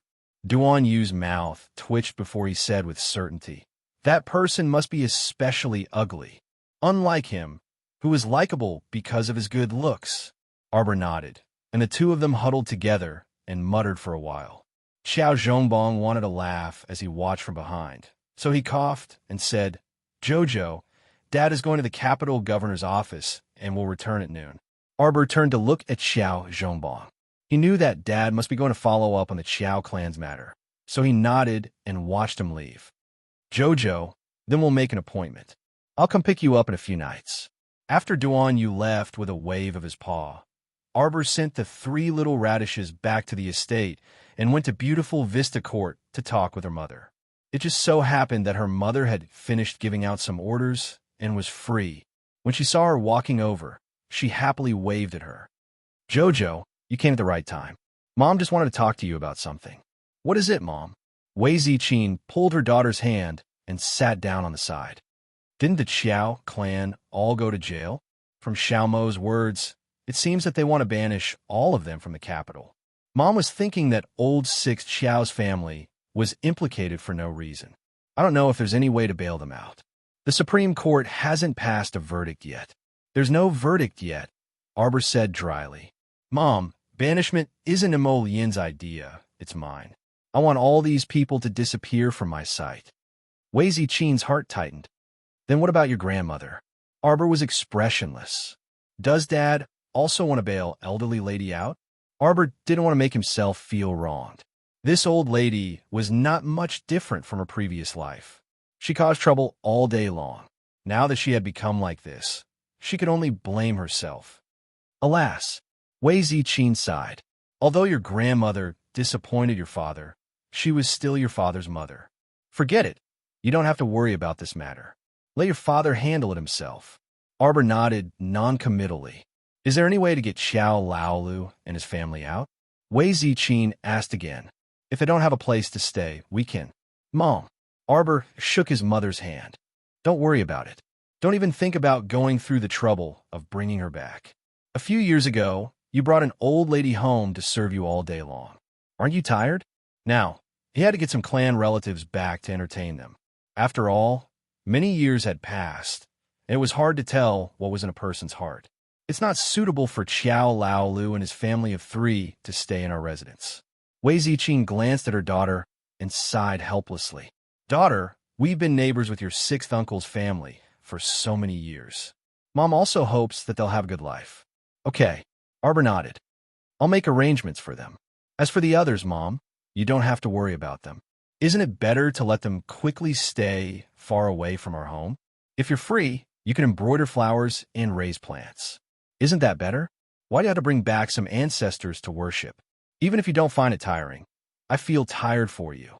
All right. Wei Ziqing didn't know whether to laugh or cry as she looked at her daughter. Mom knows that you love your mother. Mom understands. Chapter 901. When it was close to noon, Prince Imo came to the Marquis of Jiyuan's estate on his own and picked up Arbor to head to the Supreme Court. On the way, he quietly told her, Royal Father's decree has already been passed down. Tomorrow, Xiao Dongbu's group will be chased out of the capital. Arbor was currently leaning on him, her teeth gnawing on a piece of dried fruit. When she heard this, she looked up and pursed her lips. You hid from your dad yesterday and didn't see him. If you went today, how could your dad not speak ill of me to you? He probably poured out his grievances for the entire morning. Imo Yin laughed and wrapped his arms around her. He lowered his head and rested his chin on her head. Guess what Royal Father said to me? Wasn't it just complaining to you about how fierce I was? Arbor snorted and replied without thinking. That's not it. You definitely won't guess. When his dad saw him entering the palace to meet the emperor, he immediately jumped up from his throne in excitement and dryly said to him, Son, do you think you can buy anything for fun? In the future, buy less of those nonsensical talismans for your wife. You even bought so many of them. Can these talismans be eaten or what? After Imo Yin repeated it, he couldn't resist laughing first. The great king simply didn't expect that you drew all these talismans yourself. He even thought that I bought them for you. How about you draw a few talismans on the spot next time and scare him again? Is there such a sarcastic son like you? Arbor cast him a glance and inwardly cursed him for being a fraud. She reached out to tug on a lock of his inky hair and forcefully tugged. How is the new batch of ebony? I asked Bailey, sheet of polish coming along. It's already in the process of being shipped, right? It should arrive on the day of the Lantern Festival. Imo Yin looked down at her with a grin. Jojo, I heard that Duan Yu came to find you this morning. That's right. Arbor rolled his eyes at him. Why are you always sending your tail to follow me? I'll inform you as soon as there's something going on. I'm just worried about you, Imo Yin continued calmly. I heard that you smiled at old Fifth of the Marquis of Suan's estate. Was she smiling? Arbor raised his hand to touch his cold little face and muttered to himself, I don't think so. I don't feel anything. He's smiling. Imo Yin nodded her head with certainty. Lightning, that fellow, even secretly described it. The crown princess suddenly smiled at the Marquis of Suin's residence's old fifth, like a spring breeze brushing against one's face, like 1,000 trees blooming. The Marquis of Suin's estate's old fifth was momentarily stunned. Look, look, look. Lightning's description was so accurate. What other information did he not have? Oh, that might have been a smile. She didn't have any impression of it. Suddenly, he felt his body lighten. The little fellow who was chewing on a piece of dried fruit was suddenly lifted up and turned around. They looked at each other face to face. What are you doing? Our dear Chiao Mu's small face rapidly flushed red at such a close distance, practically sticking to his face. Smile. Arbor was baffled. He suddenly leaned closer, so close that she could clearly see his long, curly eyelashes fluttering in the wind as they blinked. Smile. His breath completely enveloped hers, causing her to be completely flustered. She didn't even know where to place her small hands and feet. He was so close that her heart started to sway a bit. Who was this sudden? Who could smile? Smile. He even gripped her small chin with a rather stern expression. Chapter 902. Arbor's large round eyes looked at him, showing a bit of her little white teeth. You didn't smile. Mo Yin moved closer to her face, using his warm face to rub against her little face. You have to smile at me like a spring breeze. He was still brooding over that guy Lightning's description. Arbor thought he was a bit funny, reaching out to grab a strand of his hair. What did Lightning say to you? He said you smiled very warmly at Marquis of Suin's family's old fifth. And the key point was that he was stunned. Damn, just thinking about it made him angry. He wasn't there at the time, but he was there to dig out Marquis of Suin's family's old fifth's eyeballs. I really didn't smile. Arbor herself didn't remember smiling at that guy. If she did, it was most likely a cold smile. You did smile, he emphasized, hugging her so close that his face was close to hers. As soon as he lowered his head, he could open his mouth and bite her little mouth. Hurry up and smile, or else I'll punish you. Arbor only felt that when this man was childish, he was like a little child asking for candy. That pair of curved phoenix eyes contained a trace of soft grievance, practically melting her heart. You scoundrel. Arbor couldn't help but giggle, subconsciously biting her little mouth, using all her strength to push away his boiling hot body. Hurry and go away. You're about to burn up. I won't go. He hugged her, using all his strength to rub against her body. Smile again. Smile all day long. I'm not an idiot. Arbor was anxious and angry, using a bit more strength to pull on his hair. Hurry and let go. Otherwise, I'll pour water on you. I won't let go even if you pour water on me. When a certain person pestered her to the point of being a scoundrel, he was absolutely invincible. Arbor couldn't help but giggle, a sweet smile appearing on her little face. She reached out to poke his shoulder. I'm done laughing. Hurry and let go. Seeing that he didn't have any reaction for a long time, he hugged her and stared at her little face without blinking. Arbor was embarrassed to be stared at like that. He hurriedly covered his phoenix eyes that were as deep as the starry night sky. Why do you keep looking at me? Jojo, you're so beautiful. When I look at you, I feel like my heart is no longer with me. Yes, it looked like it was about to fly. Just let me take a few more glances at you. You can't lose a piece of meat. Bah! Arbor turned his face away, puffing out his cheeks and pretending not to look at him. In fact, her heart was beating very fast. She felt that if she was too close to him, he would most likely eavesdrop on her heartbeat and laugh at her. Out of the corner of her eye, she couldn't help but sneak a peek at him. Her sneaky little appearance made Mo Lien's heart soften, and she couldn't help but laugh.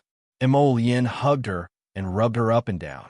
Her voice was low and misty as she mumbled, What should we do, Jojo?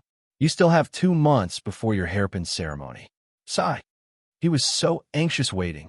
Chiao Mu's small face turned even redder as she thumped his back with a moderate amount of force. Suddenly, he felt the carriage shake slightly, as if it was slowly coming to a stop. Arbor tugged on his long hair and whispered anxiously, We're here. Hurry and let go. Mo Lien reluctantly let go of his embrace. Arbor broke away from his embrace with a whoosh, lifted the curtain, and jumped out. The cold wind outside blew, and the heat on her face faded a little. But her heart was beating like a drum, and only she could hear it. It's still 4 o'clock. It's probably going to be 12 o'clock.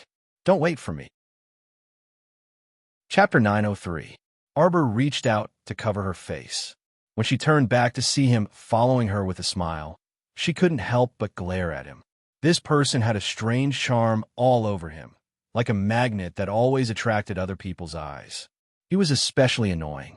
Emolien didn't care that the little fellow was scowling at him. He was secretly amused as he reached out to take her little hand and pulled her towards the Supreme Court's entrance. We've been to the Supreme Court's prison twice already.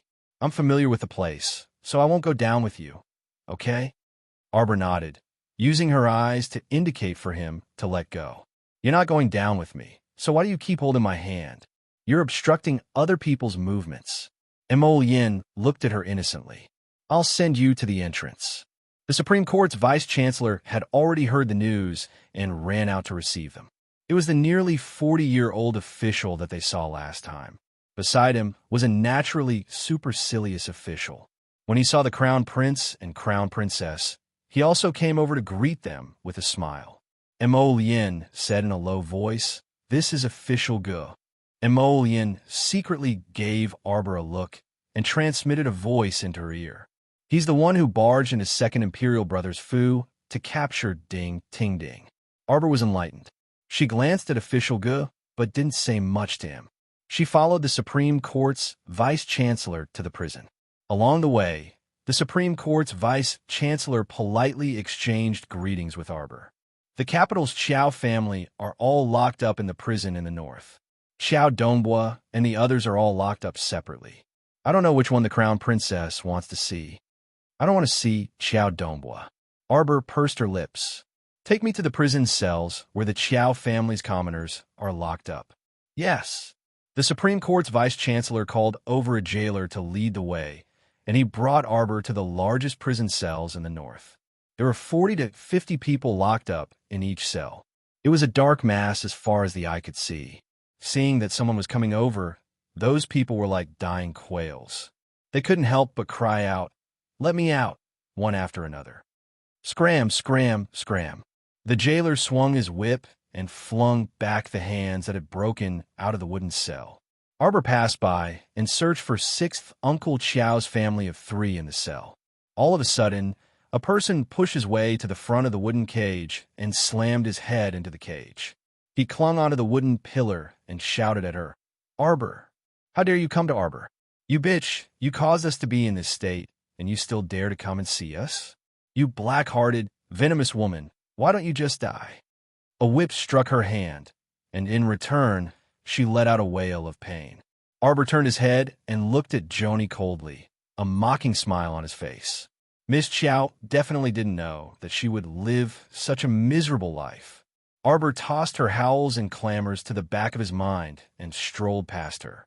He found 6th Uncle Qiao's family of 3 in the 3rd large prison cell. Qiaomu beckoned at the jailer, having him open the cell door.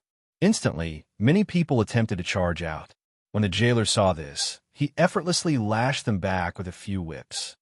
"All of you, behave yourselves. You will be exiled to the northwestern desert tomorrow. There's no need to be so anxious. There will always be a chance to let you out." The jailer's gloating words elicited howls and screams from the Qiao family. They had been living and working in peace and contentment in the Mo Kingdom capital these past few years, and they were used to living like princes. How could they possibly adapt to the bitter cold of the northwestern desert? Chapter 904. Arbor, Arbor. A thin, dark-skinned woman screamed as she rushed to the door, but she was whipped back twice by the jailer. Her eyes were red as she glared at Arbor from across the wooden pillars. "Arbor, do you still have a conscience? Do you still have the slightest bit of kinship? Don't you think it's enough that you've caused us to be like this? You actually want to send us to the northwest desert? You. Arbor stared icily at the dark-skinned woman from across the cage. This person was her youngest aunt, Su Jiao, whom she hadn't seen in a long time. The current her was even more tanned and skinny than the last time they met, and her chin had already sunken in. Su Jiao looked at Arbor in this state and suddenly prostrated herself on the ground, kowtowing in exhaustion. She sobbed uncontrollably, looking remorseful and heartbroken. Arbor, eldest niece, just forgive Uncle, Annie, and your cousin. Let us out. Don't send us to the Northwest Army. Oh, that really isn't a place where people can stay. Jojo, take it as Second Aunt's fault in the past. Second Aunt has let you down. If you want to blame or resent me, it's up to you. Please, for the sake of our family, for the sake of your father and mother, let us live. That's right. Jojo, give us a way out. Xiao Zhongheng was truly scared at this time. He originally thought that he could live a good life after being brought back to the Qiao family by Qiao Dongbua, but he didn't expect Qiao Dongbua to be a hypocrite. He found a residence to settle them down, and their family was still starving like before. It was just that the place they lived in was better than the run-down temple, and the decorations in the house were also exquisite. But what was the use of these? They couldn't eat or drink. They only looked good on the surface, but in reality, they were still in a state where they were about to go crazy from hunger every day. Moreover, this time, they didn't do anything. They were completely tricked by Qiao Dongbua and were dragged into prison because of him. They weren't willing to be sent to the Northwest Army like this. So no matter how uncomfortable Su Jiao was, she had no choice but to yield and lower her head at this moment. However, it was as if a fire had ignited in her heart, burning fiercely. She felt that the anger in her heart was about to engulf her. Since when did the people of the First Branch become so high and mighty, so high that they couldn't climb up to them? Wei Ziqin, whom she had always looked down on, actually didn't hesitate to use her as an excuse to beg for mercy from the person she had looked down on the most in order to survive. Su Jiao thought with a sour taste in her heart. She raised her head and looked impatiently at this niece, looking like she was begging for her forgiveness. Arbor gazed into Su Jiao's eyes as if he had walked through the long river of history. His long and distant gaze rippled as if it had passed through a century. That pitch-black gaze without the slightest ripple caused Su Jiao's heart to become unsettled. Su Jiao felt that her niece's eyes, which were as cold as a dry well, were a bit frightening.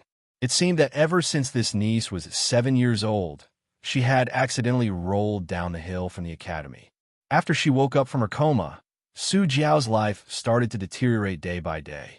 Su Jiao was quite unwilling, but now she had no choice but to admit that this niece's current status was something that she probably wouldn't be able to catch up to in this lifetime. Perhaps only by begging for mercy could she obtain a chance of survival. Arbor glanced coldly at Su Jiao. He took out a pouch of money from his sleeve and threw it at Su Jiao's feet. Su Jiao only felt her heart sink with a thump. Chapter 905. At this time, Xiao Zhongheng cowardly shrunk behind his wife, and Xiao Long didn't even dare to let out a fart. Su Jiao gritted her teeth and trembled as she bent down to pick up that money pouch. When she reached out to open the pouch, her eyes immediately bulged when she saw the piece of silver in the pouch. 20 taels. A string seemed to have been plucked in Su Jiao's head, and her entire brain suddenly exploded. Arbor curled his lips, but there wasn't the slightest hint of smile in his pitch-black eyes as he stared at Su Jiao and said, "Young aunt, back then, if you had even the slightest bit of—" Arbor made a gesture with his pinky. "Conscience. Then you wouldn't have been so heartless as to conspire with Wu Yinjin to sell my younger sister to the Dou family." Su Jiao's entire body trembled uncontrollably, and her eyes were filled with disbelief as she looked up at Arbor. How did you know it was 20 taels? No more, no less. The commission she received was exactly 20 taels. So how did this child Arbor know? That was 8 years ago. Even this old woman didn't know. Arbor was just a 7-year-old child. So how did she know? Arbor coldly swept a glance at Su Jiao as he approached that prison cell step by step. He softly said to her, "Did you know? That young master of the Dou family is a pervert. If you guys really conspire to send my younger sister to that hell on earth, do you think she'll live past 12 years old?"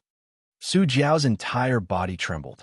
Looking at Arbor's nearly morbid expression, she shrieked in fright, "Don't come over." Arbor halted his steps and coldly gazed at this woman.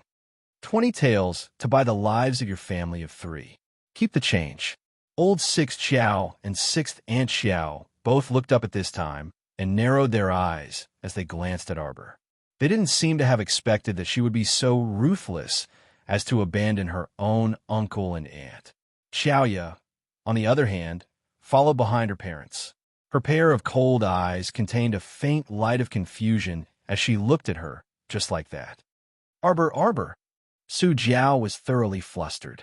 She tightly gripped the money pouch in her hands as she cried, threw a tantrum, and regretted her past actions.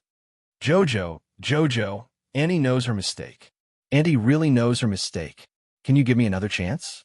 Or maybe you should give your cousin a chance. Your cousin was just a child 8 years ago.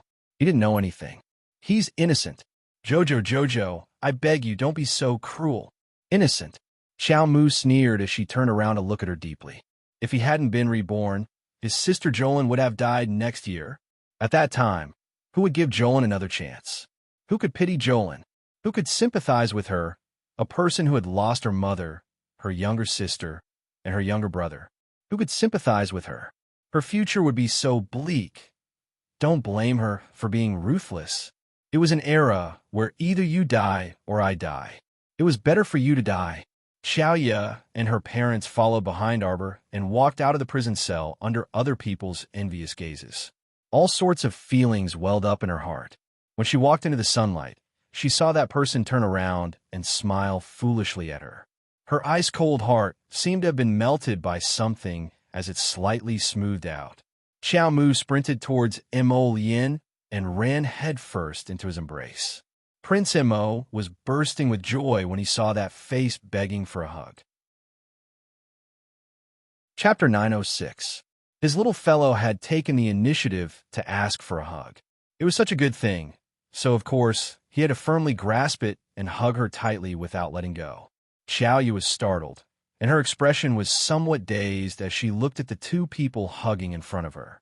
Her emotions flashed quickly, and then she lowered her head again without saying a word. Xiaoya, Sixth Aunt Xiao secretly said to her daughter, "It's all thanks to Jojo, oh no, Crown Princess, that we were able to come out this time. It's all thanks to the Crown Princess benevolence. Don't have that expression, relax." Sixth Aunt Xiao was afraid that her daughter would offend Arbor, so she hurriedly warned her daughter in a low voice. Xiaoya's expression became more stiff, even a little unnatural, and her head stiffly turned away. Mo Yin calmed the little fellow's emotions and asked softly, "What's wrong? Did the Qiao family say something unpleasant?" Arbor shook his head. "Who cares what they said? It's fine. I just suddenly wanted to hug you." After saying that, the little fellow even reached out to tease a certain person's face. Prince Mo was stunned, and a layer of red quietly crept onto his ears. He hugged Arbor and muttered softly, "You can hug me whenever you want. You can hug me for as long as you want. It's best if you don't let go."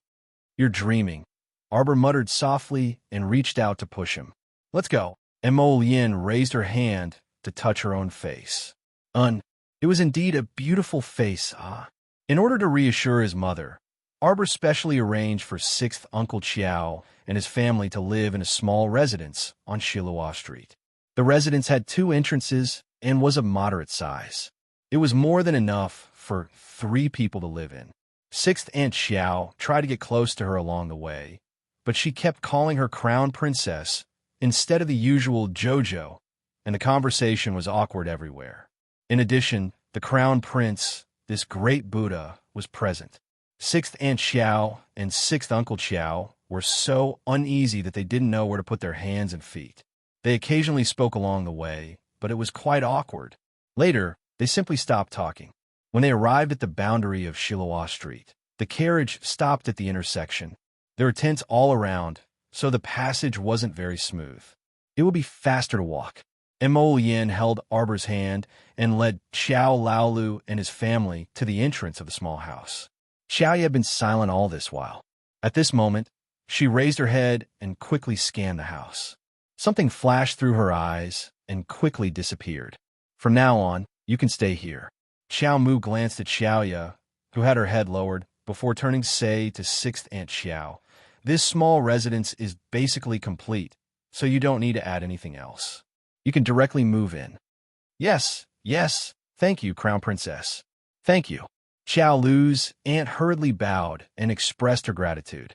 Arbor felt a little uncomfortable seeing her being so polite. He sighed softly and said, "If there's nothing else, the Crown Prince and I will take our leave first." Xiaoyu swiftly tugged at her mother's sleeve. 6th Aunt Xiao froze for a moment before hastily saying with an obsequious smile, Crown Princess, how much food is in this residence? How long will it last our family of 3? Arbor was slightly taken aback and casually said, "It shouldn't be a problem to eat the food until the Lantern Festival. Sister Xiaoya is also a mystic cultivator, so she can go to the city plaza to accept missions to earn mystic currency. When the time comes, she can use the mystic currency to buy food at the food hall." Oh, 6th Uncle Xiao and 6th Aunt Xiao answered obsequiously before sending Arbor and the Crown Prince out the door. The end of the 7th chapter. Fragment of Dreams. Chapter 907. After leaving old 6th Xiao's home, Arbor felt rather fed up and didn't really want to talk after boarding the carriage. Emol Yin sat next to her and reached out to rub her small face. "Why are you spacing out? It's enough after doing this. Everyone has their own lives. Let them be. You're upset because of some random people. I'm not happy to see that. When our family was in dire straits in the past, 6th Uncle Xiao's family would occasionally send some food over to help us out." Arbor sighed and said, "I know what Mother is thinking. A drop of water should be repaid with a gushing spring. That's right. We should repay 6th Uncle's kindness. Logically speaking, with our current family circumstances, it shouldn't be a big problem to help if we can. But I keep feeling that. My heart doesn't feel too good." Arbor turned to look at Emol Yin and grabbed his large palm. "Did you see 6th Aunt's appearance just now? She didn't treat me as a junior at all. She was too courteous and made me feel uncomfortable all over. No, to be precise, it was a hint of flattery, which was too unbearable to look at. In reality, she would rather be like before. However, 6th Uncle's family, which used to be simple and unadorned, seemed to have completely vanished into thin air in the torrent of time. I know that the human heart is the most fickle thing," Arbor said aloofly. "It was me who didn't know how to be flexible and worried about nothing. You're babbling nonsense." Emol Yin pulled her into his arms and stared at her intently. "The human heart is fickle. It's referring to those who sail according to the wind and have unstable minds. I won't change. My feelings for you can be proven by the river of time." Emol Yin lowered his head and kissed her small cheek. Seeing some melancholy in her expression, he couldn't resist adding, "There are plenty of strong-willed people in this world. Take that guy Duan Yu, for example. Although he looks especially unreliable, his thoughts and willpower aren't something that anyone can change." Arbor's mouth twitched. She looked up at that man and couldn't resist laughing. "Are you praising him or insulting him? Scoundrel, always bad-mouthing Duan Yu behind his back. Of course it was damage." Emol Yin pursed her lips. "I heard that he invited you to the Lantern Festival." Arbor tilted his head and looked at him with a half-smile. "Are you not coming?" "Of course I'm coming." In Xiao Mu's opinion, boys were really quite noisy. When things were good, they were so close that they could wear the same pair of pants. When things were bad, they would kill each other anytime and anywhere. When she thought of the Lantern Festival, she would have to drag the 3 little radish heads along with the 2 boys who would fight each other from time to time. Her heart was shrouded in a faint trace of sadness. Maijo's section break. The Marquis of Suin's estate was located rather far from Minshun Avenue. Compared to the bustling Minshun Avenue, the Marquis of Suin's estate was rather remote. Ever since the 4th princess forced Hu family's old 3rd, the Prince Consort, to death, the Marquis of Suin's residence became more and more destitute. Now, even the lintel of the door was peeling off. Only half of the word and was left. When the estate's maidservant passed through the sparse corridor, she cowered to the side when she encountered Hu Yukong. Unexpectedly, young master Hu didn't even look at her and walked away with his hands behind his back. It looked like he was returning to his own courtyard. He actually didn't come up to touch her. The maidservant dazedly stared at young master who's back. Could it be that red rain was going to fall from the sky? She looked up at the sky. Chapter 908. Creek. Hu Yukong casually kicked open the door to his own courtyard. Looking at the swaying and broken door, he clicked his tongue and shook his head, a trace of disdain flashing through his eyes. What marquis estate? With this kind of wealth, it was simply laughable. Hu Yukong walked straight into his room, closed the door, and walked in front of 100 treasure grid. There was no need to mention the shabby appearance of this 100 treasure grid. On top of it was a leaping horse with paint peeling off, as well as a few cheap jade pendants. Hu Yukong turned a button on the lowest level of the 100 treasure grid. With a whoosh, the 100 treasure grid moved to the left, revealing a small secret room behind it. Hu Yukong continued to click his tongue.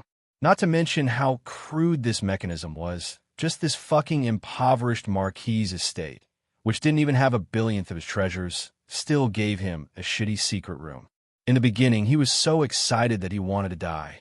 He thought that this guy had really hidden some good stuff, but in the end, there was only a broken copper cauldron, 2 chests of gold ingots, and a few bags of rations. Woo-woo. In the center of the small secret room, a man and woman were tied to a stool, back to back. They looked in horror at the Hu Yukong, who walked in. Their mouths were gagged with a rag, so they could only make muffled sounds. Their expressions were also somewhat twisted. Woo-woo what? Hu Yukong suddenly stepped forward and kicked the leg of the man on the stool. If I didn't see that your place is clean, do you think I would like to stay in your broken place? It's just borrowing a place. Look at how stingy you are. Hu Yukong kicked him 2 more times, then suddenly smiled maliciously. The person tied to the stool was Hu Yukong himself. Speaking of his bad luck, didn't it start from that day in Spring Dawn Garden? After returning from Spring Dawn Garden, after being smashed in the head by a fierce woman, Hu Yukong found someone to treat him. After that, he felt that it was difficult to get rid of the gloominess in his chest. That night, he grabbed a young servant girl to relieve his stuffiness. Who knew that halfway through the good deed, the back of his head would be ruthlessly smashed by someone. His eyes rolled back, and he fainted. When he woke up, he was tied up in this secret room along with the average-looking servant girl. And the most terrifying thing was that this woman, who was so enchanting and beautiful that a single glance from her could seduce people to death, actually turned into a living person in front of him. In the blink of an eye, she turned into Hu Yukong's appearance. It was simply too horrifying. A woman suddenly turned into a man. It wasn't a disguise, but a real transformation of his body. Even his Adam's apple could be seen clearly. This was really too frightening, especially at that moment, when he saw Hu Yukong smiling at him with his identical face. The real Hu Yukong felt as if he was about to suffocate. You good for nothing, look at how scared you are. Hu Yukong used an unprepossessing man's face to smile like a flirtatious woman. The real Hu Yukong was so scared that his eyes rolled back, and he almost fainted on the spot. He never knew that he could smile so horribly. The illusion of looking at himself in the mirror made him shudder. Hey, I won't tease you anymore. The Hu Yukong in front of him, who had an ordinary face, slowly turned into a beautiful woman with pink lips and enchanting eyebrows as the bones in her body cracked. Her voice also changed from a man's voice to a soft female voice. Chapter 909. Once again, he saw the snake beauty successfully transform from Hu Yukong into a beautiful woman. Her entire face, height, figure, and fat had all undergone a terrifying transformation. Greatly agitated, Hu Yukong's eyes rolled back as he finally fainted. Meanwhile, the young maidservant tied together with Hu Yukong was also slightly agape. Because of fear and dread, her entire body trembled incessantly, and cold sweat rolled down her forehead as if she had just been fished out of a river. TSK. The snake beauty sighed and swayed her snake-like waist as she walked up to the young maidservant. The snake beauty slightly lowered her waist, and her face was practically pressed against the young maidservant's face. Her fragrant breath blew past the young maidservant's face. "Don't be afraid. Don't worry. I'm a good person. HM?" The young maidservant widened her eyes in horror, and her brain seemed to have lost the ability to speak due to the agitation. She could only nod while trembling. The snake beauty giggled and walked to the table on the side without consulting anyone. She then rolled up her sleeves and started to grind ink and lay out paper. "If it weren't for the fact that this Yukong is so useless, why would I come back now?" Sigh. She had finally managed to sneak into the Chiao residence, but in the end, the number of times she had seen this little fiend could be counted on one hand. Moreover, she would stare at her with extreme vigilance every time. She really didn't know where she had exposed herself. They clearly had different faces, so how could she see through the clues every time? Ever since she had failed to find her in Balon City, she could only return to the Mo Kingdom capital to look for her. Unfortunately, it was difficult to get close to her even after finding her. How vexing. Holding the ink brush, the snake beauty pondered for a while with her chin propped up. Then, with a slight smile, she suddenly lowered her head and started scribbling. After she finished writing, she picked up the entire piece of paper and pouted her small mouth to blow at the ink that hadn't dried yet. A poppy smile spread across her beautiful small face. Squeak, squeak, squeak dot squeak, squeak, squeak. In the Mo Kingdom capital Central Plaza, there was an extremely large and long mission board constructed from lapis lazuli.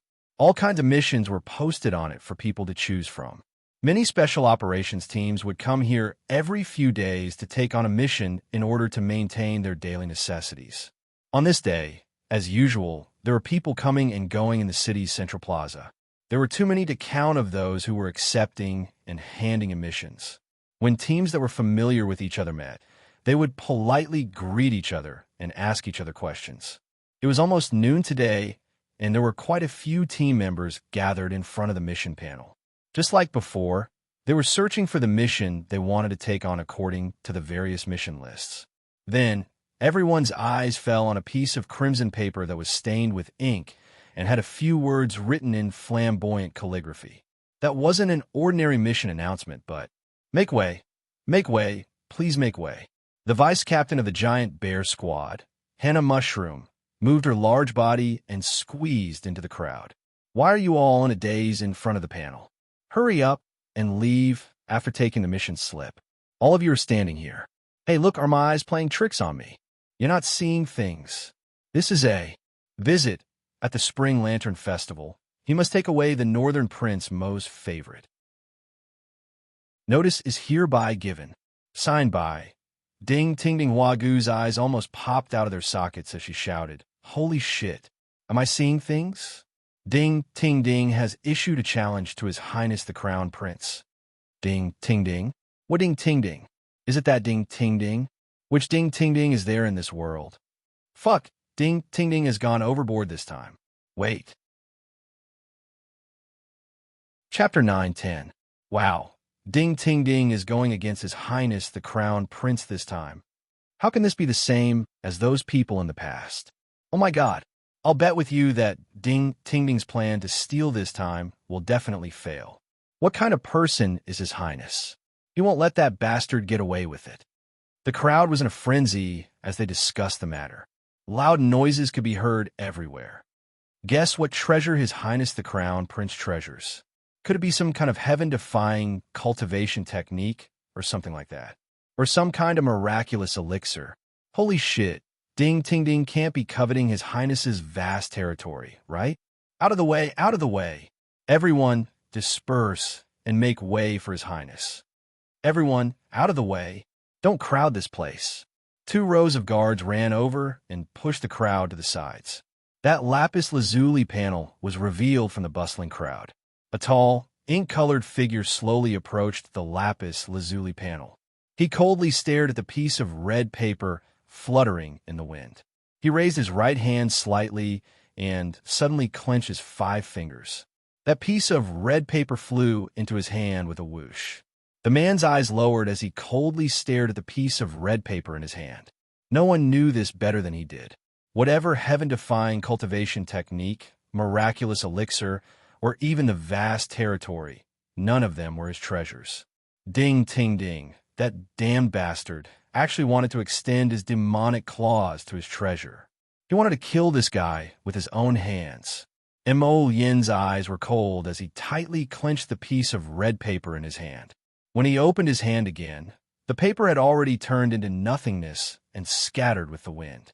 Over 1,000 people had gathered in the city's central plaza, but no one dared to speak. His Highness's deterrence was truly a bit terrifying. Everyone could tell that the man was in a very bad mood right now. Who still dared to provoke His Highness at this juncture? It wasn't like they were tired of living. Although no one dared to say it out loud, they were still rather curious. They were even looking forward to the arrival of the Lantern Festival. Ding Ting Ding had been undefeated for many years and was known as the thief sage Ding Ting Ding. They really didn't know if he would fail to steal His Highness's item this time. If he failed, that would break his record of 0 defeats. Several days later, in the estate of the Marquis of Jiyuan, when Arbor heard the report that the goods from Southern Bailey had arrived, she guessed that it must be her batch of ebony. When he ran out to take a look, he saw that the entire manor was surrounded by the children of the Hidden Night Pavilion, leaving not even a drop of water to trickle through. There were more than 30,000 pieces of ebony delivered. Arbor was in a good mood. For the time being, she planned to throw this batch of ebony in her inner world. However, she wouldn't foolishly put it away at the front door. It was better to let someone drag it into the house first. She didn't want anyone to suspect why her inner world was so big. After the things were moved into his courtyard, Arbor asked Xiao Yao, who was beside him, "Xiao Yao, do you feel that there are a lot more people around me these days? Why do I feel like this court is being surrounded by people from all directions?" Xiao Yao's mouth twitched. "Miss Ding Ting Ding has already challenged His Highness to a battle. How can His Highness not be nervous?" "Oh, he's here to steal from him." Arbor nodded. "Stealing from him isn't stealing from me. Why did he get so many people to surround me?" "Miss Ding Ting Ding wants to steal His Highness's most beloved. Isn't that you?" Chapter 911. Arbor turned to look at Xiao Yao in astonishment. "It can't be. What can't be?" Xiao Yao was about to be defeated by her little master. "I'm a living person. Doesn't he only steal things? Why would he steal from me?" Arbor stared blankly for a moment before shaking her head and saying, "Doesn't he have to provide food for me, even if he steals from me? That's not a loss." Xiao Yao didn't know whether to laugh or cry as she looked at her. "My dear master, that Ding Ting Ding is clearly here to provoke His Highness. Do you think he lacks that bit of food from you?" Mo Yin had been so busy these past 2 days that she didn't come over. Who knew if she was secretly investigating Ding Ting Ding's whereabouts? Arbor was in a rather good mood after cleaning up her ebony pieces.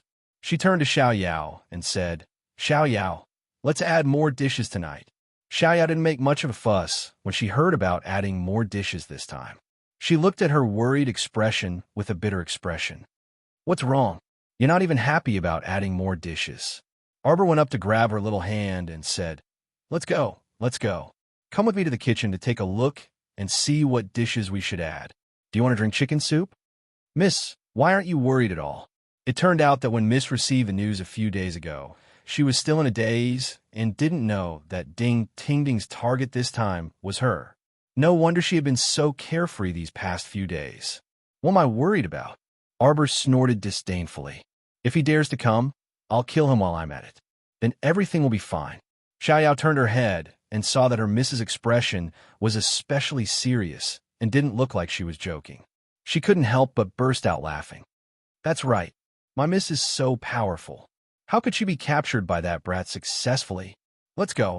Arbor pointed in the direction of the kitchen and dragged Xiao Yao away. "Xiao Yao, do you want to ask Mo Yin to withdraw some men? I heard that my father went out for a walk yesterday and almost couldn't enter the house when he came home." Xiao Yao hurriedly shook her head. "Let's not. Tomorrow was the Spring Lantern Festival. That Ding Ting Ding had said that he would come to take the young Miss away at high. I don't know if he'll try to be sneaky and secretly change the time. It'll be hard to guard against that. Take me away?" Darling Xiao rolled her eyes. She made it sound like she was an object. She was a living person. If he said he wanted to come and get it, Would she be able to foolishly follow him?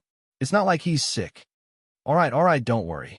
We'll worry about tomorrow's matters tomorrow. Let's have a good meal tonight. When Xiao Yao thought of the chicken soup that Miss mentioned, she couldn't help smacking her lips and giggling. The next day, Mo Yin personally came to the marquee of Jiyuan's estate to welcome her father-in-law's family into the palace. The Lantern Festival would be held at noon today, and the people attending were all the people she had met at the New Year's banquet that day. They were the families of third-rank officials and above. The banquet would end at Shun, and everyone could leave the palace to move about freely. The Luo family troupe would be singing in the palace for the entire day today, so the madams and young misses who were interested had gone to Clearwater Fine Park early to watch the opera. The entire Mo Kingdom capital was in a carnival tonight, and there was also a Grand Lantern Festival. All the upper-class madams and young misses planned to join in the fun. The carriage entered the palace unimpeded. Mo Yin was summoned to the old Great King's study. Before leaving, he repeatedly urged her to be careful and safe before leaving in a hurry. Miss, there are many people today, so you really have to be careful. Xiao Yao looked like she was facing a great enemy, vigilantly checking the people walking past them from time to time.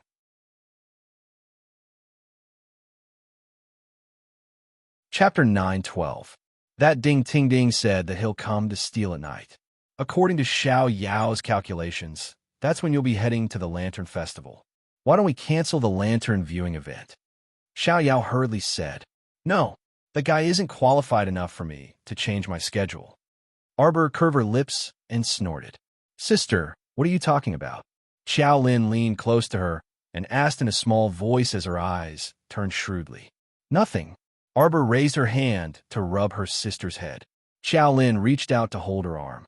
Sister, it's still early. Let's go sit over there for a while. As soon as Arbor moved, Xiao Yao followed closely by her side and followed the two sisters in that direction. Wei Ziqin still found it strange. Xiao Yao, did something happen these past few days?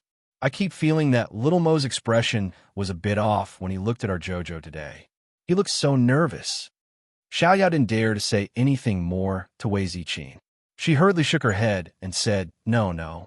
Madam, you don't need to worry. His Highness is so capable.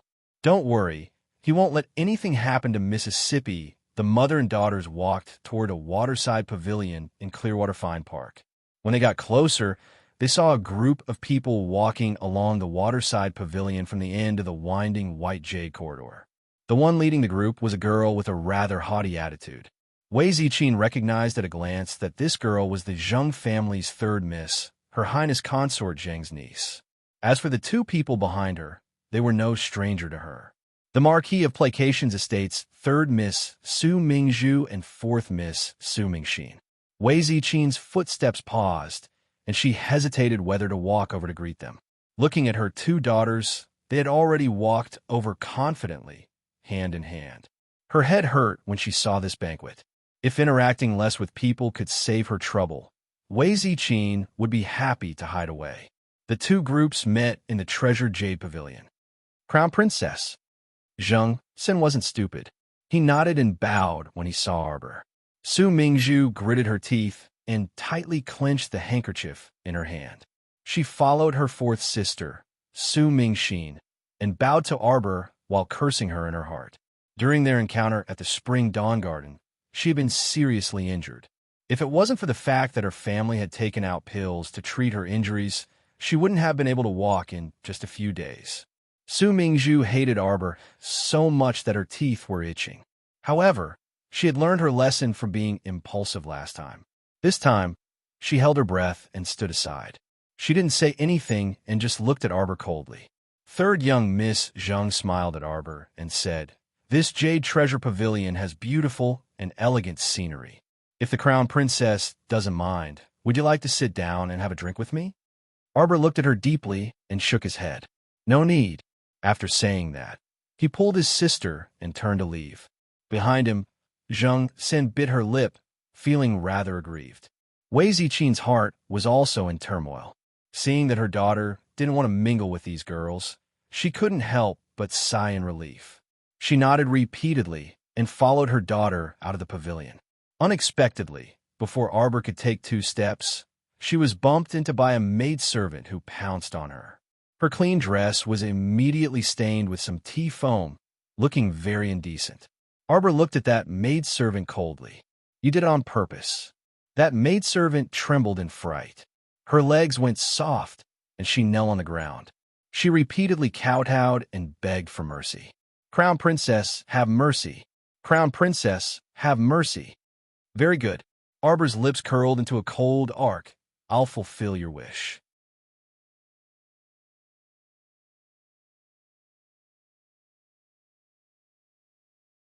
Chapter 9:13. Is there anyone who doesn't have eyes and dares to barge in like you on a perfectly good road? This was the Imperial Palace. Which servant girl could be so reckless and live for so long? If she was so blind, she would have been played to death by the Imperial concubines long ago. She could tell at a glance that it was fake, yet she still wanted to deceive her. Xiaolin also pursed her lips with a displeased expression. Even with her intelligence, she could see that there was something fishy about this matter, let alone her astute and sharp older sister. The young royal maid was so frightened that her face turned pale, and she kept peeking at Arbor's expression. When he heard Xiao Mu call for help, his entire body went limp on the ground. On the side, Zheng San's complexion also turned slightly pale. She didn't expect that the crown princess would be so ruthless and really want to punish that royal maid without saying anything. She didn't follow the script at all and was simply terrifying. When Lightning and the other person suddenly appeared, the noble ladies were all frightened. They watched helplessly as the 2 hidden guards dragged the person away. When the royal maid's miserable screams came from afar, third young Miss Zheng's small face turned deathly pale. Arbor stroked the dirt on her skirt and looked coldly at Zheng San. "Didn't you say you wanted to treat me to tea?" Zheng San nervously gripped a corner of her skirt and repeatedly nodded while trembling with fear. "Yes, yes. Come, prepare the tea." The tea was quickly prepared again. At this time, Su Mingzhu was a bit scared. She felt that the crown princess suddenly staying behind wasn't a good thing. She clearly said that she didn't want to drink tea. Arbor sat in front of them. Her harsh gaze forced the young ladies to not dare to sit down. They didn't even dare to breathe loudly and stood in front of her with their hands hanging down. She leisurely picked up the teacup, sniffed it, and said indifferently, "Top quality snow sprout tea. It looks really good. It's good that the crown princess likes it." Third young Miss Zheng sighed in relief and bowed respectfully. "Come here." Arbor suddenly raised her head and beckoned to Zheng San. "This cup of tea is for you." Third young Miss Zheng was so frightened that her whole body trembled. Instead of advancing, she retreated several steps. Xiao Mu gazed at her coldly. "You look so guilty and fearful. It looks like you did something shameful. Did you add something to this cup of tea?" Third Miss Zheng shook her head frantically. No. How could this little girl dare to do something like murder the crown prince consort in broad daylight with so many people watching? Arbor nodded in understanding. "Then you're worried that I've done something to the tea. What if I insist that you drink it now?" Arbor's ice-cold eyes stared deeply at third Miss Zheng, whose forehead was drenched in cold sweat. With a slight lift of her chin, Xiao Yao immediately walked out from behind her. Taking the teacup from her hand, she strode forward and unceremoniously reached out to pinch third young Miss Zheng's cheeks, pressing her entire body backward until her waist was slightly bent. "Don't be so shameless when the crown princess gives you a reward," Xiao Yao coldly shouted and directly poured the cup of rather hot tea into third young Miss Zheng's mouth. MMPH. Third young Miss Zheng, who was in great pain from her cheeks being pinched, resisted repeatedly with a terrified expression. She was forced to drink more than half of the tea, which splashed all over her head and face. Bam! The teacup rolled to the ground and shattered into several pieces. Third young Miss staggered and sat limply on the ground. Tea seeped out of the corner of her mouth, and she coughed awkwardly as she bent over, as if desperately trying to spit out the tea that was poured into her mouth. Chapter 9:14. When Su Mingxin saw that Arbor was enraged and had already knelt down, how could she still dare to speak? She was only an insignificant concubine's daughter. It was already good enough that she could play it safe. She was only afraid that she would be implicated by her foolish older sister. Su Mingzhu retreated many steps and hid to the side with an extremely unsightly expression. How could she still dare to speak up for third Miss Zheng at this time? Young master, that palace maid confessed. She quickly walked to Arbor's side, her words causing third Miss Zheng's expression to change greatly. Arbor nodded at her. Soon, the pale-faced palace maid was dragged over like a dead dog. She did not have any external injuries on her body, but it was obvious that she was completely unharmed. Speak. Arbor coldly glanced at that palace maid. Are you a member of Sephora Flower Palace? That little palace maid trembled with fear and trepidation as she nodded her head. Third Miss Zheng was furious when she saw this and couldn't help but roar, "Impudent! This young lady has never seen you in Sephora Flower Palace before. Don't think of randomly accusing people." The little palace maid tearfully glanced at third Miss Zheng and couldn't help but wail, "Miss, this servant really can't take it anymore." Just now, those hidden guards made her, an ordinary woman, suffer the pain of having her tendons torn and bones dislocated. How could she bear it? It was simply more unbearable than death. Third Miss Zheng sat on the ground in a sorry state, the corners of her mouth tightly pursed as she glared fiercely at the palace maid. Her gaze seemed to be saying, "Do you think that now that you've confessed in front of the crown princess, your Highness Consort Zheng will still let you off?" The little palace maid trembled so much that her entire body swayed. Arbor expressionlessly glanced at third Miss Zheng before turning to look at the palace maid. "Why don't I take a guess? What does Jung he want to do this time?" Unwilling to be left out. "If I had fallen into your trap, then I would have had to follow you, who had atoned for your crimes by meritorious service. To change clothes, right?" Qiao Mu's cold gaze landed on the junior royal maid as sharp as a knife. "Let me think. What do you want to lead me to?" Arbor slowly stood up and approached the palace maid step by step. "You want to lead me to Jung he, right? Where are you going?" "Jung he must have arranged a masquerade show and is waiting for me." Arbor's eyebrows curved as he looked at the palace maid with a mocking expression. The little palace maid widened her eyes in horror. She still hadn't said anything. The crown princess had already guessed most of it. It was very simple. Arbor had exposed Jung he's fake pregnancy at the New Year's banquet. With Jung he's temperament, she would definitely not let Arbor keep this secret. She would take advantage of the situation. To have a miscarriage. Of course, it would be even better if the crown princess could suffer a great misfortune during this miscarriage. Thus, Jung he's plan was very easy to guess, and Arbor was pretty much right on the mark. In the palace, Arbor was always on guard and always kept an eye out, so how could she fall into Consort Zheng's trap? "You slut." Third Miss Zheng struggled to get up and bared her fangs, wanted to push that palace maid to the ground. She believed that the palace maid had secretly leaked the secret, which was why the situation had turned out this way. "Tie her up," Arbor bluntly rebuked. Xiao Yao immediately took out a thick hemp rope and tightened it in her hand before walking over to third Miss Zheng. "The great king has arrived. Kneel." The old great king of Mo Kingdom walked over with a face full of anger. When he saw the situation inside the Jade Pavilion, he couldn't help but angrily shout, "Crown Princess!"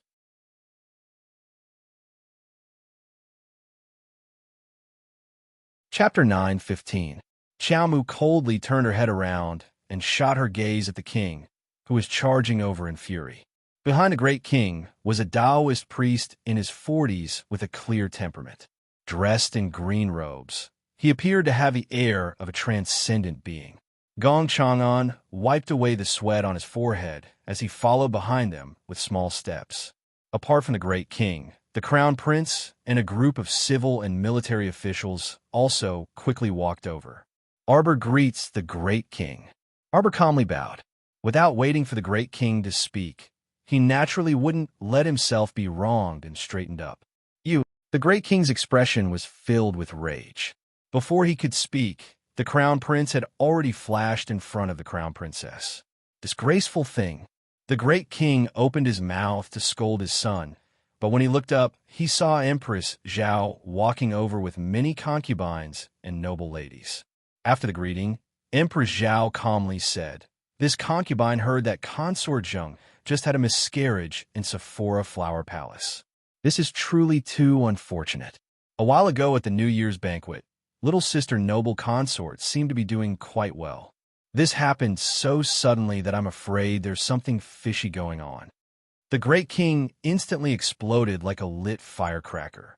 When he received the news just now, he couldn't keep his cool. His son, whom he had gotten at such an old age, was mysteriously gone. How could he not be furious?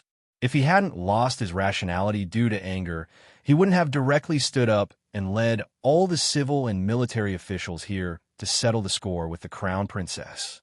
Now, his son had clearly made his stance firm and stood on his wife's side. With so many people present, the great king found it difficult to back down. "Taoist Dayu, please speak." The great king smirked and coldly said. It was that sage-like Taoist priest who took a step forward.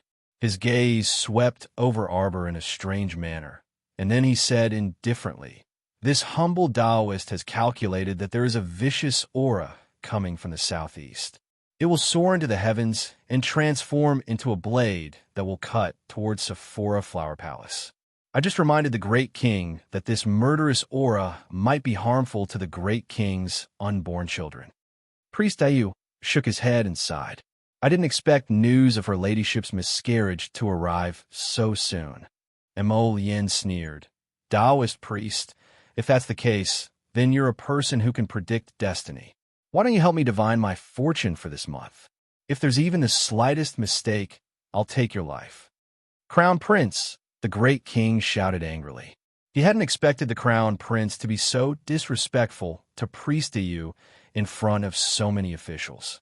Although Priest Dayu had been in the palace for less than 10 days, his predictions were always accurate.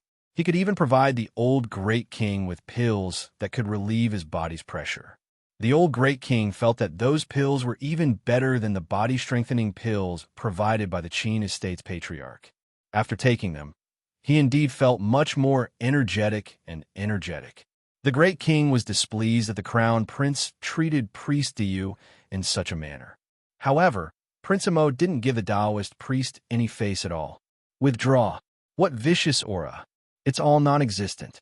If you dare to be disrespectful to my crown princess, I guarantee that even the great king won't be able to save your life." "Crown Prince." The great king was truly furious this time. Wasn't his wife-protecting demon a bit too much? How could he embarrass his old father in front of so many civil and military officials? How infuriating! Empress Zhao hastily walked up to tug on her son's sleeve and comforted him. "Crown Prince, how can you speak to royal father like that?" Chapter 9:16. Young, he had a miscarriage, and all of you rushed over to find Crown Princess. Don't you think this is the biggest joke in the world? Your Highness, this is a vicious person. She's not suitable to be the crown princess of a country. Priest Dayu looked honest and sincere as he earnestly tried to persuade the crown prince. "Stinky priest, what did you say?" Jolin shouted angrily. She was like a lioness that was about to explode. Her hair stood on end. Crown Prince Mo mercilessly slapped the Taoist priest's cheek. However, the Taoist priest shifted his body to the side and escaped from the crown prince's palm wind. He was as fast as an afterimage as he stood steadily in front of Qiao Mu. Arbor could clearly see a trace of mockery in Priest Dayu's eyes. It was as if he was mocking her for overestimating herself. She came from a humble background, yet she wanted to fly up the branches and become a phoenix. She wanted to be the crown princess of a country. But why? It was her first time meeting this person. She could clearly feel a strong hostility from this person. Mo Yin's anger accumulated in his eyes. He suddenly drew a circle with his left hand and was about to launch a fire attack. His hand was suddenly grasped by Arbor's soft little hand. The storm-like anger in his heart was instantly soothed by her little kitten, claw-like hand. The dark clouds parted to see the blazing sun. In a trance, it was a sunny day. This change could be seen by everyone present as long as they weren't blind. They couldn't help but exclaim in their hearts at the power of the crown princess. Their willful His Highness the Crown Prince had fallen into the hands of the crown princess like this. Stinky priest, what do you mean? Young, he's miscarriage this time was caused by my vicious aura? Big sister, Xiao Lin was very anxious in her heart. How could elder sister say such words without any hesitation? What if she gave others a groundless title of Heavenly Calamity Star, or something like that? What should she do? Unfortunately, I happen to know the real reason behind Young He's miscarriage. Arbor's sleeves fluttered. Daoist you, who had been paying attention to her all this time, subconsciously took a small step back. 2 dictum talismans floated in front of her. With a whoosh, they turned into 2 streaks of light, directly pouncing on a third Miss Zheng and the young royal maid behind her, one on the left and one on the right. What are you doing? When the great king saw the 2 talismans, his eyes couldn't help but bulge. He cast a dissatisfied look at his son. I already told you not to buy those messy talismans for the crown princess to play with. You all know third Miss Zheng, right? Why don't we let her tell us what Young he wants to do to me? Crown princess, what did you do to my daughter? State Uncle Zheng didn't know why, but he felt guilty and flustered without any reason, and he hurriedly walked out of the crowd to berate her. Arbor glanced at him coldly, then turned to ask, Third Miss, tell everyone what your aunt instructed you to do. Third Miss Zheng began to recite Consort Zheng's instructions in full detail. When she talked about how Young he sent the young royal maid over to cooperate with third Miss Zheng in plotting against the crown princess, planning to use a scheme to lure the crown princess to Her Highness Young he's temporary place of labor, the officials and officials of the court all looked at each other. All the officials looked at each other, not knowing if they should immediately disappear and let the king deal with this family matter. Yet the great king's expression was rather unsightly. Chapter 9:17. Shut up. You unfilial daughter, what nonsense are you babbling about? Zheng Chao's face darkened as he strode over and slapped his own daughter across the face. Third Miss Zheng's head fell to the ground. Yet she continued to recite her previous words over and over again about how her aunt had schemed to frame the crown princess. Zheng Chao immediately turned around and knelt down in front of the great king, crying out with a grief-stricken expression, Great king, it's that talisman. There's something wrong with that talisman. That talisman made my daughter delirious. She's completely spouting nonsense. Ignorant and ill-informed person, Arbor coldly said, Haven't you heard of the dictum talisman? It would only make people reveal the truth. If Lord Zheng didn't believe it. If you don't believe me, I have another one here. You can use it to test its authenticity. Zheng Chao took a step back in fright. He definitely didn't want to use that dictum talisman. If he blurted out disrespectful words to the great king in a moment of carelessness, then wouldn't all his previous bootlicking be for naught? Demon talisman. Zheng Chao could only insist that the crown princess had used a demon talisman. He scrambled over to the great king's feet and cried out in a tearful voice, Her Highness Noble Consort wouldn't do that. Please investigate clearly, great king. Great king, do you still not understand? Arbor's cold voice continued to sound. When the civil and military officials came into contact with the young lady's dark, eerie eyes, they couldn't help but feel a chill run down their spines. In order to scheme against me and frame me, Young he didn't hesitate to use the child in her womb as the price to target me. Great king, can't you see such a simple matter? Arbor took a step closer, and the old great king actually unwittingly took a step back. The depths of the girl's eyes were engraved with an abyss of coldness and arrogance. No one would be able to look straight at her and would have to avoid her gaze. Why was Young he so sure that as long as she lured me over, the child would definitely have a miscarriage? Will the crime be framed on my head? The old king's entire body turned cold as he clenched his fists slightly. He looked at his daughter-in-law in disbelief. Because she had already calculated the time and did not hesitate to use this child to frame me. Because she killed the little prince with her own hands, intending to push me into the abyss. Impossible! The great king's eyes trembled as he roared. Great king, in fact, You already have the answer in your heart, don't you? Arbor said coldly, then returned to the Crown Prince's side and said no more. Priest Diyu, on the other hand, looked at her with a heavy gaze. There was a strange light in his eyes. This gaze made Arbor feel uncomfortable all over. She suddenly said coldly, Qing Wan, kill him for me.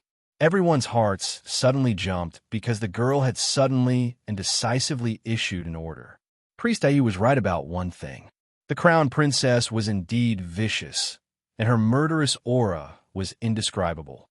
Screech. The giant cyan bird suddenly descended above everyone's heads and abruptly unleashed an ice wind and snow rain at Priest Diyu. Qing Wan, a heavenly bird. Priest Diyu's gaze changed in shock, as if he had never expected that the Crown Princess would attack him in the palace at the slightest disagreement. He really didn't understand darling Qiao's temperament.